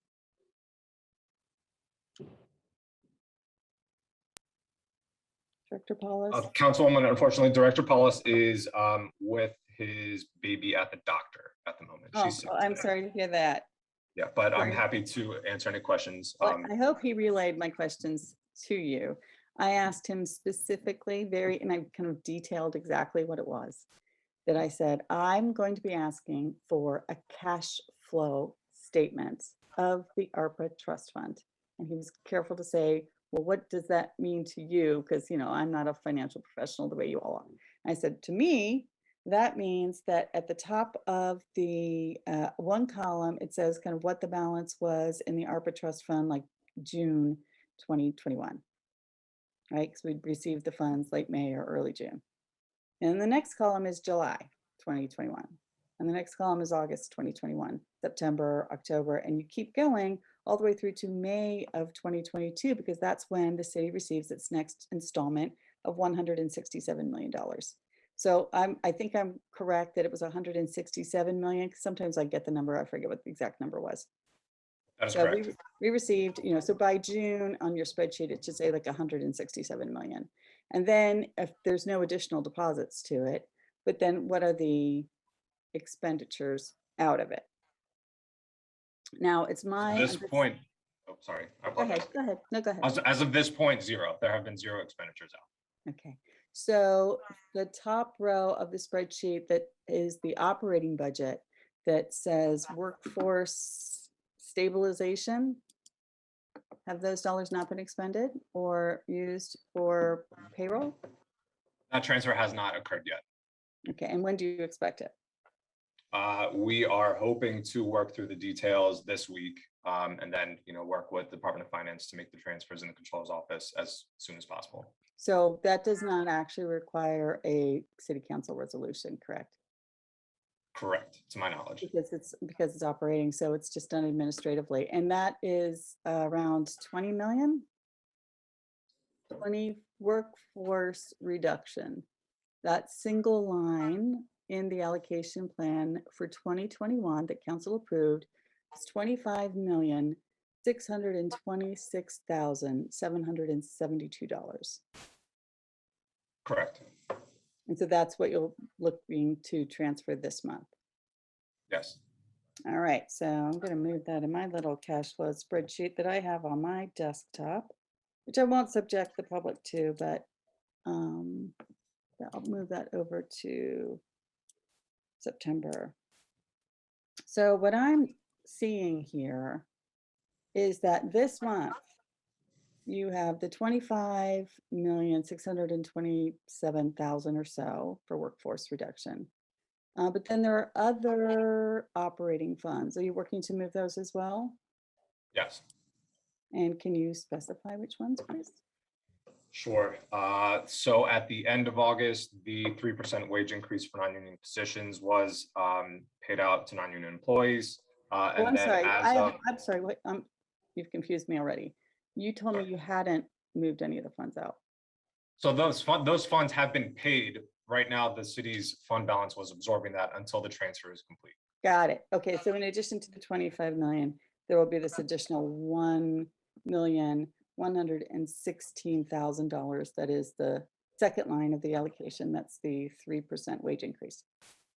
Got it. Okay. And all of these city operating lines are expected to move at the same time as the restored positions, come back online this month as those positions are filled as well. Okay. So that's an additional line. And then there's restoration of non-personnel, restoration of ELA, restoration of public works, new positions, non-personnel positions. So basically everything that says city-operating, you're moving. That is my understanding at this point. Down to, what about this city special revenue that we created that was the lead paint project? So that would require a new trust fund to be created that would come back for city council approval. And I don't know the full details of that project at this time. Okay, so not that one, but everything above it. And so do you know how much that adds up to? I'm getting $31,817,293. Does that sound like the right ballpark? About, yes. All right, so what I do want to hold on a second, please Council, I hope you will indulge me while I delete some things on my little running spreadsheet here. I'm gonna put that number in to my kind of running cash flow. And again, that's important because what I'm looking at is what is the balance that we're leaving here? So if you move $31,817,000 or so this month administratively, you don't need city council approval for that. And then if council, we had the dollar amounts that were approved last week, which was 7.6 million for ELA, an additional 4.7 million for paving, correct? And then today's $2.5 million to one PGH, the 80,000 to the parking authority, the $17.5 million to PWSA, and then the bill we haven't read yet is $74,878,811. If council approves all that and all of that is transferred, the ARPA trust fund today in September, or this month, in September of 2021, we'll have only $27,902 left. I think that's irresponsible. So in June of 2021, we received $167 million from the federal government. And it clearly says to support city operations, to support its citizens, to, adjust and adapt and, ameliorate the stress of COVID related things like masks, like rental assistance, like food, and then also to support kind of city services. And so I'm supportive of the payroll and workforce stabilization and the new hires. I've said that from the beginning. Absolutely, actually, that's the part of this allocation I'm completely comfortable with and I support. But given that those are already happening administratively, you can't see them happening here on the city agenda because we already approved that a month ago. So I just wanted to call attention to how much really like this trust fund is to this month being asked to draw down 80% of the funds. And we're only 3 months into the year that it's supposed to last us. These funds are supposed to last us really even more than 1 year. They're supposed to, the installment we got this June of 167 million, plus the installment we'll get next June of 167 million, is supposed to last us 4 years. And so again, I just have to emphasize and underscore to my council members, we do not need to do these transfers in these large lump sums. It is irresponsible for us to do that. And these amounts should be amended. This PWSA amount specifically should be amended down to 10 million, which is what council authorized. And so I'll be trying to work to make sure I've got my numbers right in my cash flow statement, but I would appreciate, since I am not in the city budget office, I did ask Director Paulus about a week ago if he would also provide a cash flow monthly running balance and projections of what these allocations will do to the balance in the trust fund. I told him I'll be making my own, but you should make one because you're the expert. So that's all I have right now, Mr. Chair. Thank you, Councilwoman Gross. Council President Smith. Thank you. I'm going to say from now on, council members have to come in, sit at the table so I can reach over and shut the mics off. No, just kidding, like I used to with Councilwoman Harris.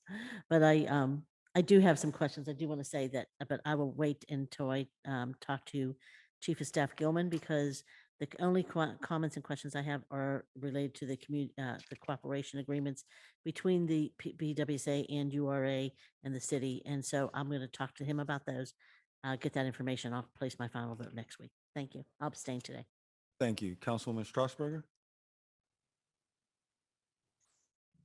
Oh, I don't have any comments anymore. Thank you. Thank you. Any further discussion? He was afraid to come in. If not, All those in favor say aye. Aye. Any, any opposed? Opposed. One opposed, abstentions, One abstention. and one abstention. Bill receives affirmative recommendation. That moves us to Bill 1806.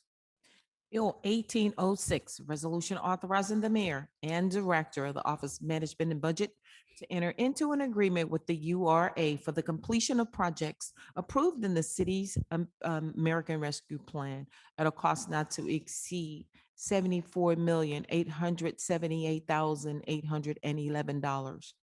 Motion to approve. Any discussion?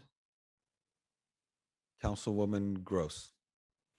Okay, Mr. Lowe, I'm basically going to summarize what I already just said about PWSA so as to not bother President Smith taking too much of our time. But this The dog is, did go off like Councilwoman Harris is used to. Okay, I apologize. so this is a very large transfer. And there's no reason for council to approve the size of this transfer at this time. The URA is not going to spend 70, I've lost track on all of my screens here. The bill today is requesting authorization for $74,878,811. And it is merely a one-page resolution that says, authorizing the mayor and the director of the Office of Management Budget authorized to enter into an agreement with the Urban Redevelopment Authority of Pittsburgh for the completion of these projects, and they're listed below, at a cost not to exceed $74,878,011. $78,811 was spelled out there. This is all 4 years of the allocation plan for the URA that City Council approved. This resolution should only list the amounts for 2021, which are substantial, which is some $50 million. The URA would have plenty of dollars in its bank account to work with for the remainder of 2021 if we merely did the approvals for the 2021 column, which I also think was too large, which is another reason I voted no. I said I felt like those dollars were front loaded into the 2021 dollars. They would be too high if it was 50 million. And yet this resolution asks for all 4 years for no reason. There is absolutely no reason for this resolution to be this high. It should be amended down to the 2021 column, which is already substantially too high and does not need to be done. There may be, I think Councilman Smith, that's a good point.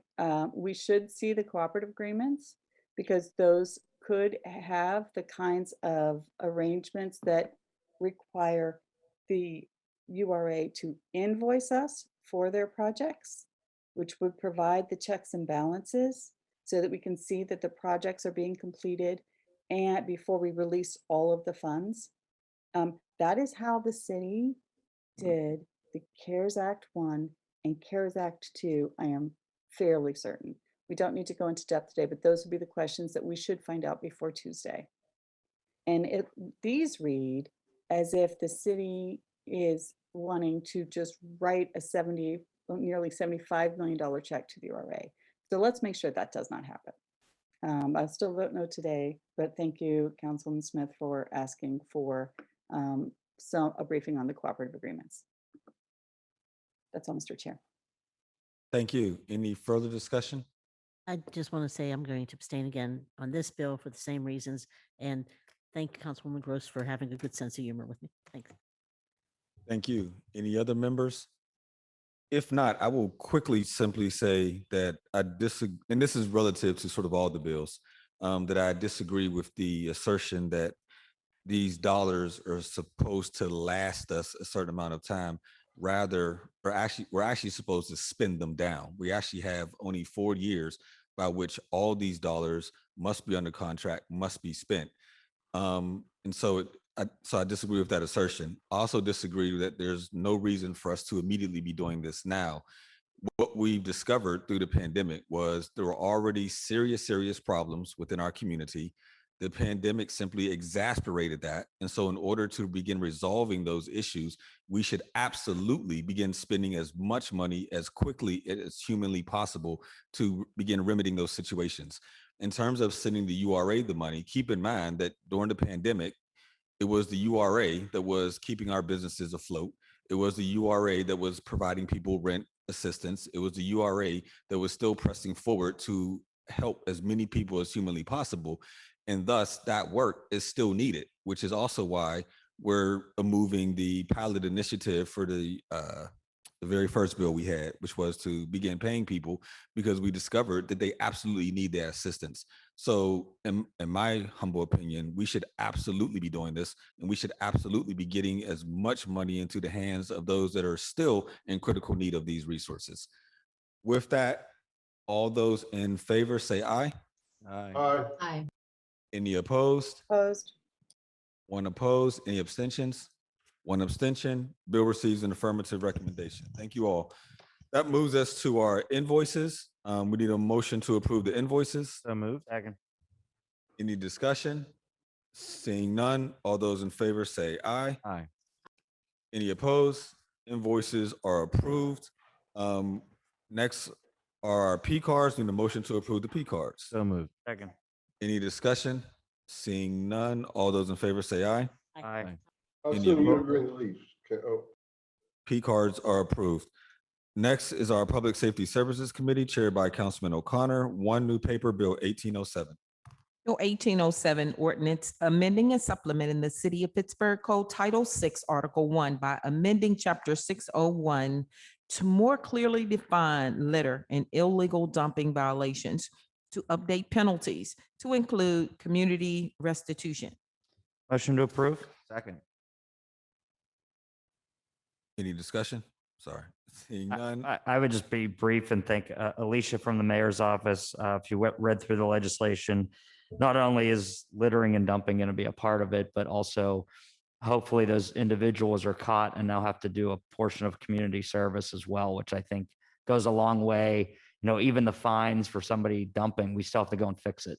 So, you know, this adds a community service realm to it. So I thank Alicia and everybody for doing that work. Thank you. All those in favor say aye. Aye. Any opposed? Bill is recommended. That moves us to our Public Works Committee chaired by Councilman Coghill. First new paper is Bill 1788. Bill 1788, resolution authorizing the mayor and director of the Department of Public Works to enter into a 5-year agreement with the Commonwealth of Pennsylvania Department of Transportation for winter traffic services for the period beginning October 15th of 2021 and ending April 30th of 2026. Motion to approve. Second. Any discussion? Seeing none, all those in favor say aye. Aye. Any opposed? Bill is recommended. That takes us to Bill 1790. Bill 1790, resolution granting unto Willow Fortune LLC their successors and assigns the privilege and license to construct, maintain, and use at their own cost and expense a new projecting sign at 3508 Butler Street, 6th Ward, 7 Council District. Motion to approve. Second. Any discussion? Seeing none, all those in favor say aye. Aye. Any opposed? Bill is recommended. Bill 1791. Bill 1791, resolution granting unto Jordan and Stephen Schmidt their successors and assigns the privilege and license to construct, maintain, and use at their own cost and expense to replace an existing retaining wall and parking pad that extend 5 feet into the right-of-way located at Kalamazoo Way behind the residence of 1439 Morningside Avenue, 10th Ward, 7 Council District. Motion to approve. Second. Any discussion? Seeing none, all those in favor say aye. Aye. Any opposed? Bill is recommended. Bill 1793. Bill 1793, resolution granting unto 3213 Penn LLC their successors and assigns the privilege and license to construct, maintain, and use at their own cost and expense to install 2 entrance canopies and 1 bus shelter canopy at 3213 Penn Avenue, 6th Ward, 7 Council District. Motion to approve. Second. Any discussion? Seeing none, all those in favor say aye. Aye. Any opposed? Bill is recommended. Bill 1794. Bill 1794, a resolution granting unto Oakdale Development LLC their successors and assigns the privilege and license to construct, maintain, and use at their own cost and expense 3 new projecting light fixtures at 3824 Penn Avenue, 6th Ward, 7 Council District. Motion to approve. Second. Any discussion? Seeing none, all those in favor say aye. Aye. Any opposed? Bill is recommended. Bill 1795. Bill 1795, resolution granting unto Hullet Development Triangle LP their successors and assigns the privilege and license to construct, maintain, and use at their own cost and expense a fire escape on an existing building above the sidewalk at 701 Smithfield Street, 2nd Ward, 6th Council District. Motion to approve. Second. Any discussion? Seeing none, all those in favor say aye. Aye. Any opposed? Bill is recommended. That moves us to Human Resources Committee chaired by Councilman Kraus. First new paper is Bill 1798. Bill 1798, resolution amending resolution number 699, which authorized the city of Pittsburgh to enter into a professional services agreement with P&A Group for services relating to the administration of the city's consolidated omnibus Budget Reconciliation Act program by exercising the written option to extend the term of the contract by 2 years at a cost not to exceed $90,000. Motion to approve. Second. Any, Is he still on? Oh, okay. any discussion? Seeing none, all those in favor say aye. Aye. Aye. Any opposed? Bill is recommended. That takes us to our next bill, which is Bill 1809. Bill 1809, ordinance amending and supplementing the Pittsburgh City Code Title I Administrative Article 11 Human Resources, Chapter 189 Leave of Absences, Loss of Pregnancy by adding language to establish fully paid bereavement leave for every city employee who experiences pregnancy loss. Motion to approve with discussion. Second. Discussion, Councilman Wilson. First, I'd like to say I'm glad that we've arrived to this moment where we can discuss this bill in its entirety. First, I'd like to thank the supporting speakers that came to public comment, specifically Amanda Nietrauer and Morgan Overton, Ruthie Walker, and I just can't thank them enough for their participation today and sharing their stories, their experiences, people that they know and their experiences. First, I'd like to talk about the bill, which is a loss of pregnancy bill. And currently, in our the way we support our employees, this is one of the areas that was missing that I've seen. To expand this conversation, I've invited a couple what I see as experts and people that truly work in this field to expand this conversation. And I've invited Heather Bradley and also Dr. Grace Ferguson. Can we have them join us at the table to continue this discussion? Yes, I believe they are both with us, so they can take themselves off of mute. Hi, everyone. I'm Dr. Grace Ferguson. Thank you for having us at the table today. I think the speakers of the public comment really highlighted a lot of the importance of this legislation, that it addresses disparities in maternal mortality outcomes for the women of Pittsburgh, specifically that Black women suffer inordinate disparities in their health outcomes. But also that it's a question of dignity for employees and that we should offer everyone the best that we can to take care of their personal health issues in a way that respects mental health recovery as well as physical recovery. I think it's quite, we all know that pregnancy loss is common, but we never really talk about it. Women get some support when they successfully complete a pregnancy and take a child home, but if they fall short of that, sometimes difficult to reach mark, there's really not much out there for them. And so by putting this bill forward and showing that the city of Pittsburgh supports employees in all stages of their medical care and their pregnancy care, I think it really sets an amazing precedent for our city. 3 days is better than the 0 and the total lack of acknowledgement that women get now. But certainly, as I think we look towards the future and all that we can do, we could certainly think about more than 3 days. But happy to answer any kind of medical questions or any kind of any questions anyone would have, because we can't really support this anymore. Great. Thank you, Dr. Ferguson. I wanted to just do a quick introduction with you and Heather Bradley. If Dr. Ferguson, if you could introduce yourself and the team that you oversee and how you became involved with what you do. Yeah. Oh, I'm so sorry. My excitement for this really went out of order. I'm Dr. Grace Ferguson. I am with the Allegheny Health Network. I live in East Liberty and I practice at on the north side and also at West Penn Hospital. I'm an obstetrician gynecologist and I have a specialty in family planning, which is complex abortion and birth control care. So I take care of women who have routine deliveries. I do hysterectomies, but I also take care of women in different stages of pregnancy loss as part of my normal work. And Heather is here and she can introduce the bereavement doulas. Yes, Heather, if you could introduce yourself and tell us what you do and your profession and how you and Dr. Ferguson work together sometimes.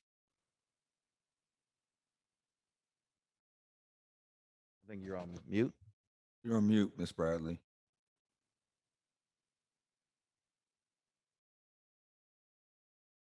Ms. Bradley, I think you're on mute.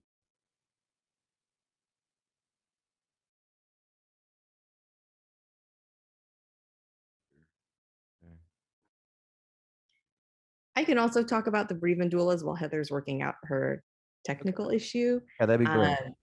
The Pittsburgh Bereavement Doulas is a nonprofit organization that Heather founded that really seeks to address this previously unaddressed space for women with pregnancy loss. And so doulas traditionally support women in their families or birthing people in their families through the pregnancy and postpartum and this transition into parenthood and just how does it all happen? Great, here she is. Heather, you're still muted. And then the bereavement doulas meet women in these most terrible times when they've received a bad diagnosis or news that the pregnancy has failed or a miscarriage. And they really step in to help guide them through both the physical aspects of recovery.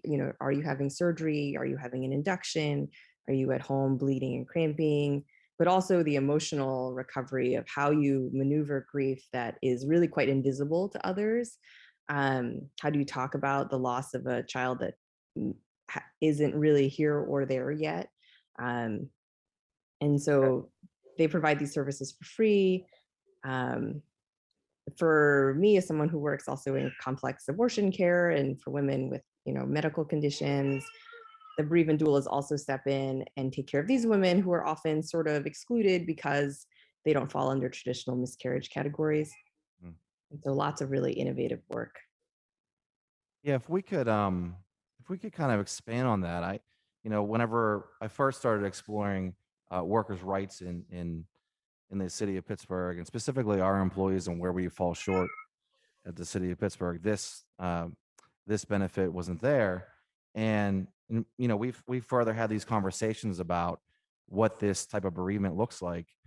And you said something in a meeting, and you just said it here recently, which is that what occurs is typically invisible to most.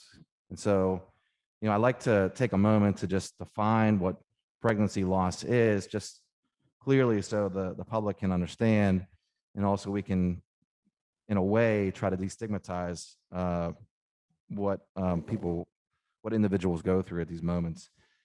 So if you could just just kind of clearly define pregnancy loss and to that effect, with the understanding what's in our bill, how we define it, and the types are that we've laid out is miscarriage, stillbirth, termination, failed IVF, and surrogacy loss. Can you just elaborate on that? Absolutely. So I think the definition of pregnancy loss in this bill is really inclusive and wonderful. But I think in the most objective way, we would think of it generally as you have a positive pregnancy test, right? And then for whatever reason, you don't bring home a living child. But the way that your definition is really fantastic. I think you can kind of expand on it to be more, you have the expectation that you're going to bring home a child, and then you don't. And so that covers, I think, our failed IVF, our surrogacy complications, and just that anytime a family is starting to plan and think that, they might be bringing home a baby, and then something happens along the way and that doesn't happen, we're calling it a pregnancy loss. Dr. Ferguson, we know what the gender equity report says. I was curious, with your own experience, could you tell us how often this occurs? This happens every day.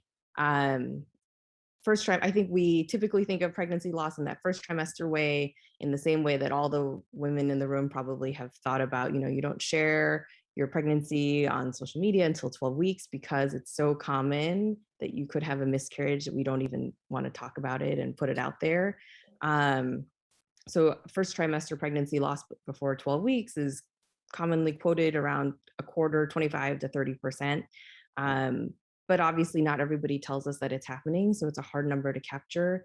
Pregnancy loss after 12 weeks becomes decreasingly common, kind of going down towards 12%. 1 in 8 is what we think about for pregnancy loss over 20 weeks.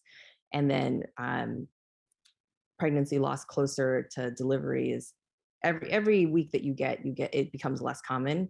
I think for a lot of people more devastating, but then we're starting to talk sort of in the single digit percentages. Pregnancies. Oh, sorry. Oh, I'm sorry. If you have anything further, I had another question. Oh, I was just going to say medical anomalies. So when you have most people have their anatomy scan at 20 weeks, and that's when they find out gender, sex of the fetus, but also whether or not all the organs are formed, if there are any major anomalies. And so at that point is another big moment of pregnancy loss, because if you find that your fetus is not going to survive or that there's something really catastrophic happening, that I think is really what this bill is speaking to in terms of termination and pregnancy loss. And that it is certainly in the single digit percentages, but it feels like in my practice that it happens almost every day. Can you share with us the impacts of the individual that goes through this?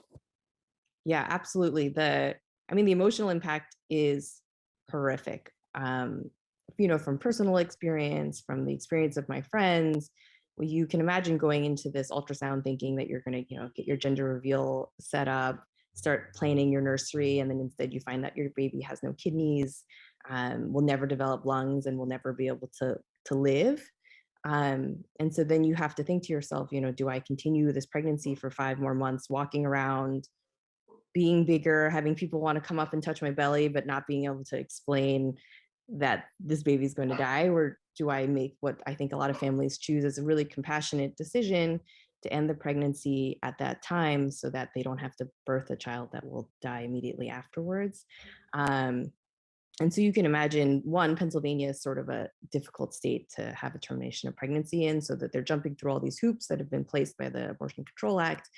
They're having to find someone who can provide this care and then get on the schedule, because hospitals are hospitals. And so they're walking around for potentially weeks with this terrible diagnosis, this feeling, the sinking feeling in their belly about how this pregnancy that they've been knowing for months and months is not going to end the way they thought.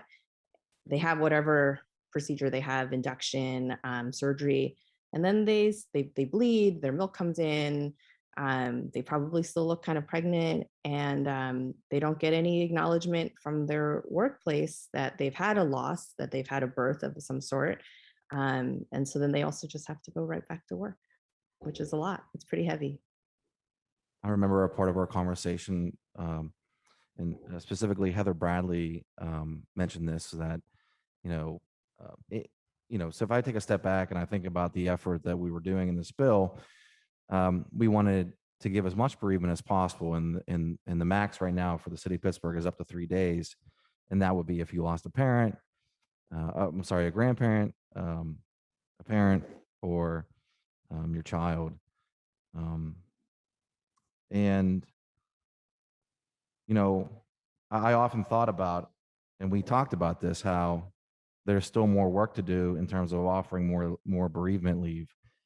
And, we keep coming back to that invisible loss, because if someone loses their child, say, so many years old, their child, everyone knows and is there for them to support them in the moment where, this support isn't there. I'm just curious on what options, even past the bereavement, what options are available medically for mental health for people in this space. Really very little, if really nothing. I think our bereavement doula group is here to try to address this really unaddressed need for women. Mental health in Pittsburgh is challenging. There's not a lot of providers, and the providers that are out there have really long wait lists. Even in my, high class medical system, it's hard for us to get pregnant women and postpartum women in to get mental health care. And we know that, and postpartum depression is something we talk about all the time, right? And we can't even get these women healthcare for their mental health needs. And so I think we're really starting at zero. We are kind of sort of providing adequate support for women who are pregnant and have traditional deliveries. And we are just now, I think, starting the conversation on how to support women who don't have these traditional outcomes. But yeah, I mean, there's no structure for leave, for medical or emotional recovery. I think that the space for mental health recovery is really lacking. Yeah, not much, very little. I just have one more question. I really appreciate your time before I open up to members. How do you currently see employers support employees during this type of loss? It's all very unofficial. I think that if you are lucky and you work a job that is white collar, they kind of make it work, right? Your HR will find you FMLA time. They will just look the other way and let you take a couple of days off. Your coworkers cover for you, and that's really lovely. This is like in my peers in medicine, that's like some of the things that happen. My husband works in tech, and as does Heather. Oh, Heather's back. Heather's back. I'm sorry to interrupt. But tech has really great leave. They have bereavement leave that includes pregnancy loss, and I think it goes up to 4 weeks. But otherwise, not a lot of precedent, I think, for this. Okay.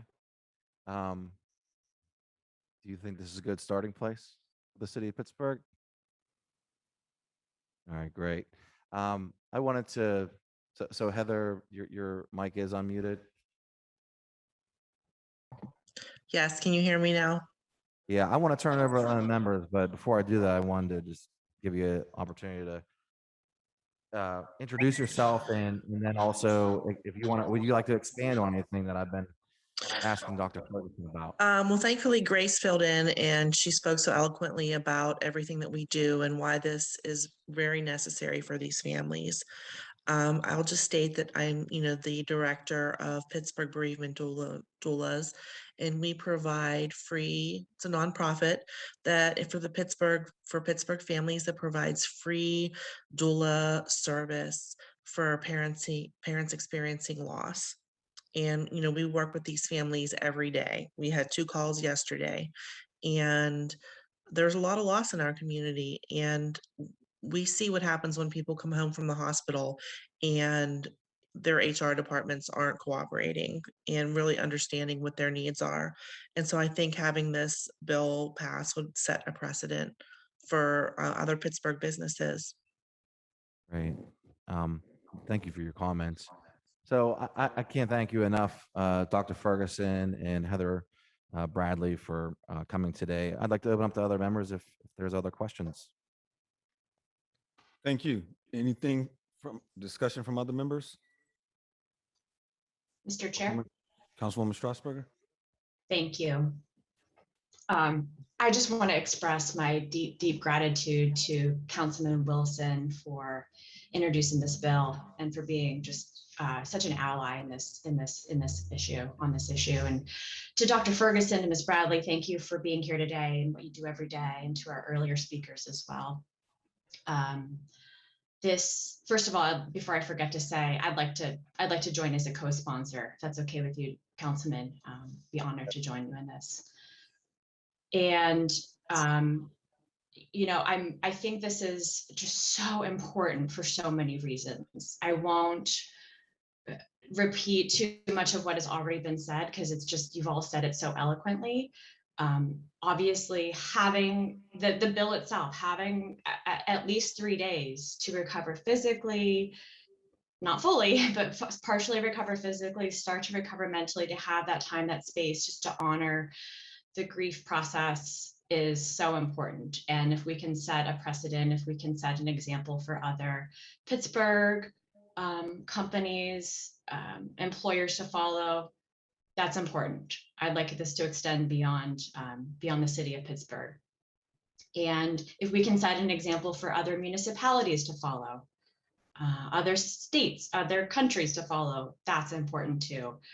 But so much of why this is important in my mind is that we are talking about this topic, because this is a topic that is deemed taboo, it's off the table, and that's a problem. And it's a problem because when families are experiencing this, when women or when anyone is experiencing a loss of a pregnancy, they feel alone and they feel like they are to blame. And that's just so very common. And it's because they don't have a natural circle to turn to or a group to turn to. I just learned about the Pittsburgh bereavement doulas after reading the Public Source article a few weeks ago, and what a wonderful and important organization that is. And we need that. We need more of that and across the country, because families don't know who to turn to when they're experiencing this exactly this invisible loss. It's a different kind of loss, a different kind of grief than other types of loss. And so in that spirit, the spirit of talking about it in an open way, everyone has different levels of privacy, but I will say that I experienced pregnancy loss myself. I'm someone who's gone through it. It was the day after I reached 12 weeks of pregnancy.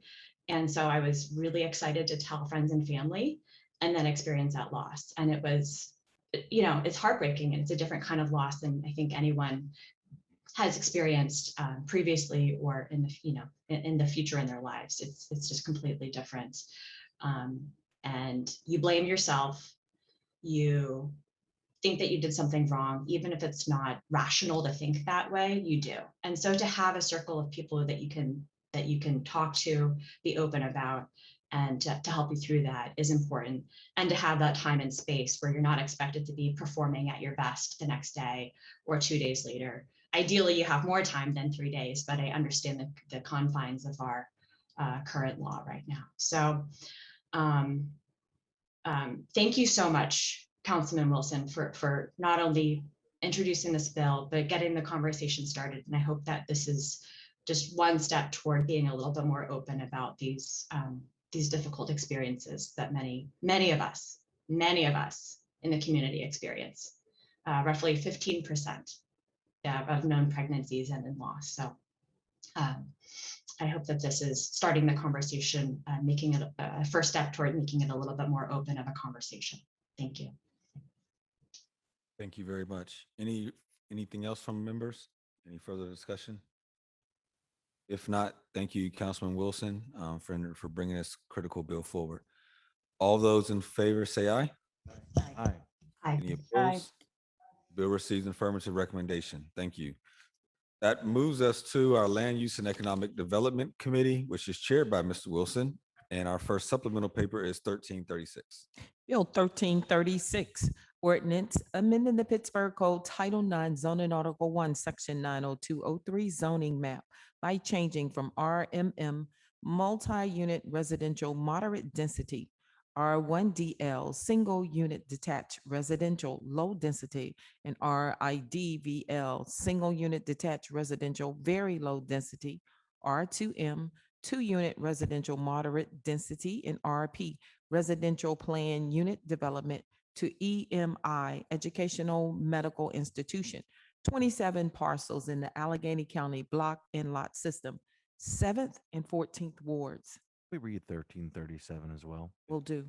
1337, resolution approving a new institutional master plan under the Pittsburgh Code Title IX zoning Article 2, Chapter 905, and Article 7 for Chatham University Institutional Master Plan dated March 2021 on property to be zoned EMI Educational Medical Institution District, 7th and 14th wards, Council District 8.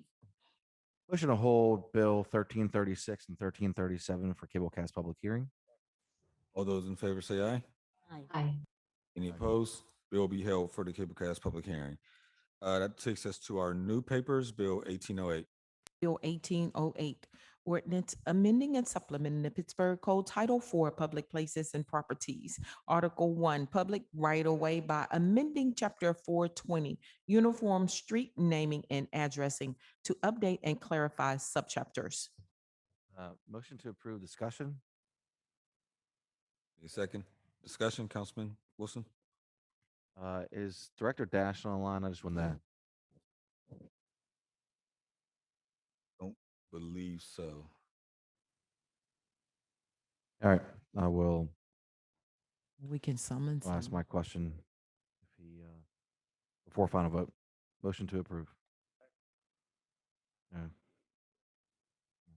Any further discussion?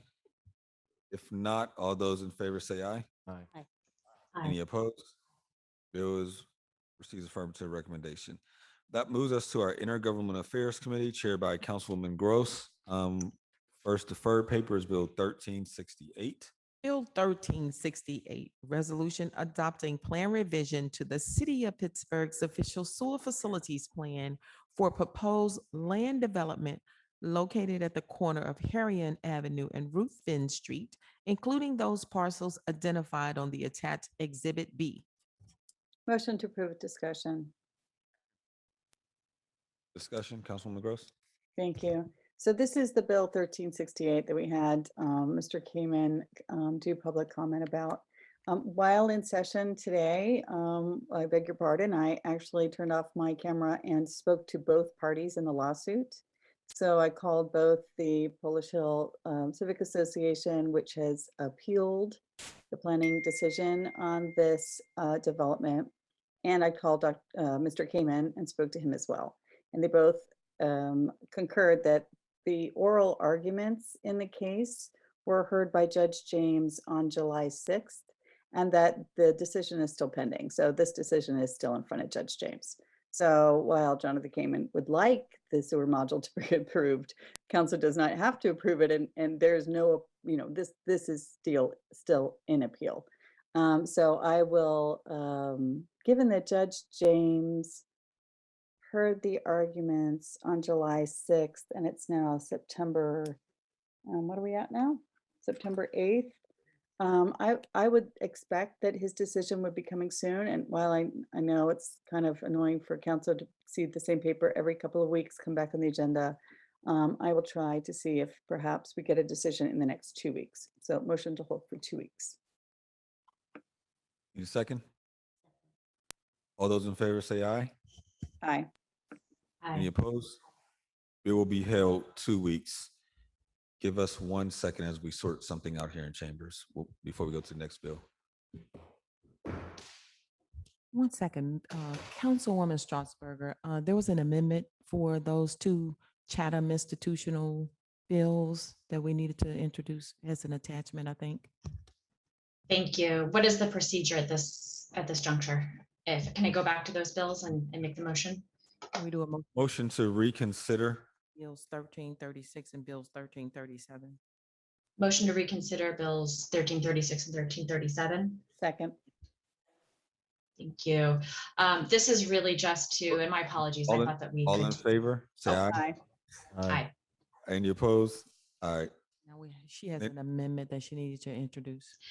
This is an amendment. This is an amendment to one of the attachments. So there was the original institutional master plan itself had some additional changes from July to August that were made, and this is really just to make that amendment really from March to August, to make those amendments to the institutional master plan part of each piece of legislation, rezoning and the IMP for Chatham University. Okay, thank you. Did you make the motion to amend? Motion to amend. Second. Second. Any discussion on the amendment? All those in favor say aye. Aye. Aye. Any opposed? The bill is amended. So we now need a motion on the bill as amended. Motion to approve. Well, we now want to hold it, right? No. Hold for public hearing. This is Cablecast motion. Yeah. Motion to hold for Cablecast public hearing, Second. Tomorrow. which is scheduled for tomorrow. All those in favor say aye. Aye. Aye. The bills as amended will now be held for a public hearing, which is scheduled for tomorrow. Thank you. That takes us now to Bill 1519. Bill 1519, resolution adopting plan revision to the City of Pittsburgh's official sewer facilities plan for proposed land development located at 4554 through 4564 Penn Avenue at the parcels at various parcels and numbers. Motion to approve discussion. Second. So this is another one that has not received its planning approvals. So it is not ready to be voted on, given our longstanding 8-year tradition of my being on council of us considering the sewer modules after the other permits have been approved. So I'm sorry to have to do this again, and I will continue to try to work with the administration to prevent these sewer modules from coming to our agenda prematurely in the development review process.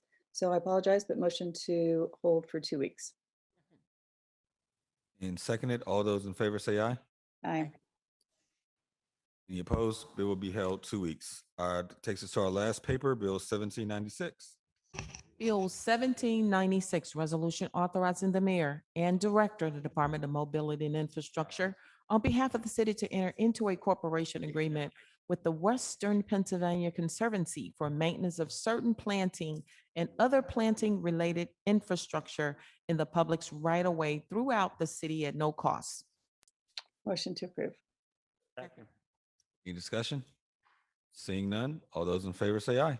Aye. Any opposed? The bill is recommended. That exhausts our agenda. We do have a number of meeting announcements. So tomorrow, Thursday, September 8th at 10 a.m., council will hold a Cablecast public hearing on Bill 1337 as it relates to the Chatham University Institutional Master Plan. Speaker registration closes at 9 a.m. tomorrow morning. To register to speak at this hearing, go to the council meeting webpage and fill out the sign-up form in its entirety by the registration deadline. You may also call the clerk's office at 412-255-2138 or email city clerk's office at pittsburghpa.gov. Also, tomorrow afternoon at 1:30 p.m., council will host a Cablecast post-agenda discussion on the report on community redevelopment banking lending in the city of Pittsburgh. We are still working on the public school and city council redistricts reapportionment commissions. We have received 5 council reapportionment names and 2 public school reapportionment names. We still need 4 for council and 1 for public schools. Please submit the names of your nominees as soon as possible. If you haven't done so already, the commission will be formed by September 30th. We also still need nominations for members for the CPRB. City Council is required to provide a total of 6 nominees. We have received 1. 3 council subcommittee. We have received 1. There have been 3 council subcommittees that have been created containing 3 members of each council. And please work together to submit your 2 names per the subcommittee if you have not done so already. Is there any further announcements from members? Council President? I feel like we might as well talk since we have to stay here. I just want to remind people that 9/11, the 20th anniversary is this weekend, and a lot of us will be cooking and doing things. If you can think of something to do for the veterans or the first responders in your district, please do so. But I do believe that the administration's having something on the portico on Saturday morning, and I think details will be forthcoming, hopefully soon, so people can make plans for that. Just want to remind everybody that's 9/11 anniversary. Thank you. Anything else from members? If not, we need a motion to excuse the absent member, approve the minutes, and adjourn our meeting. So move. Second. All those in favor say aye. Aye. We are adjourned.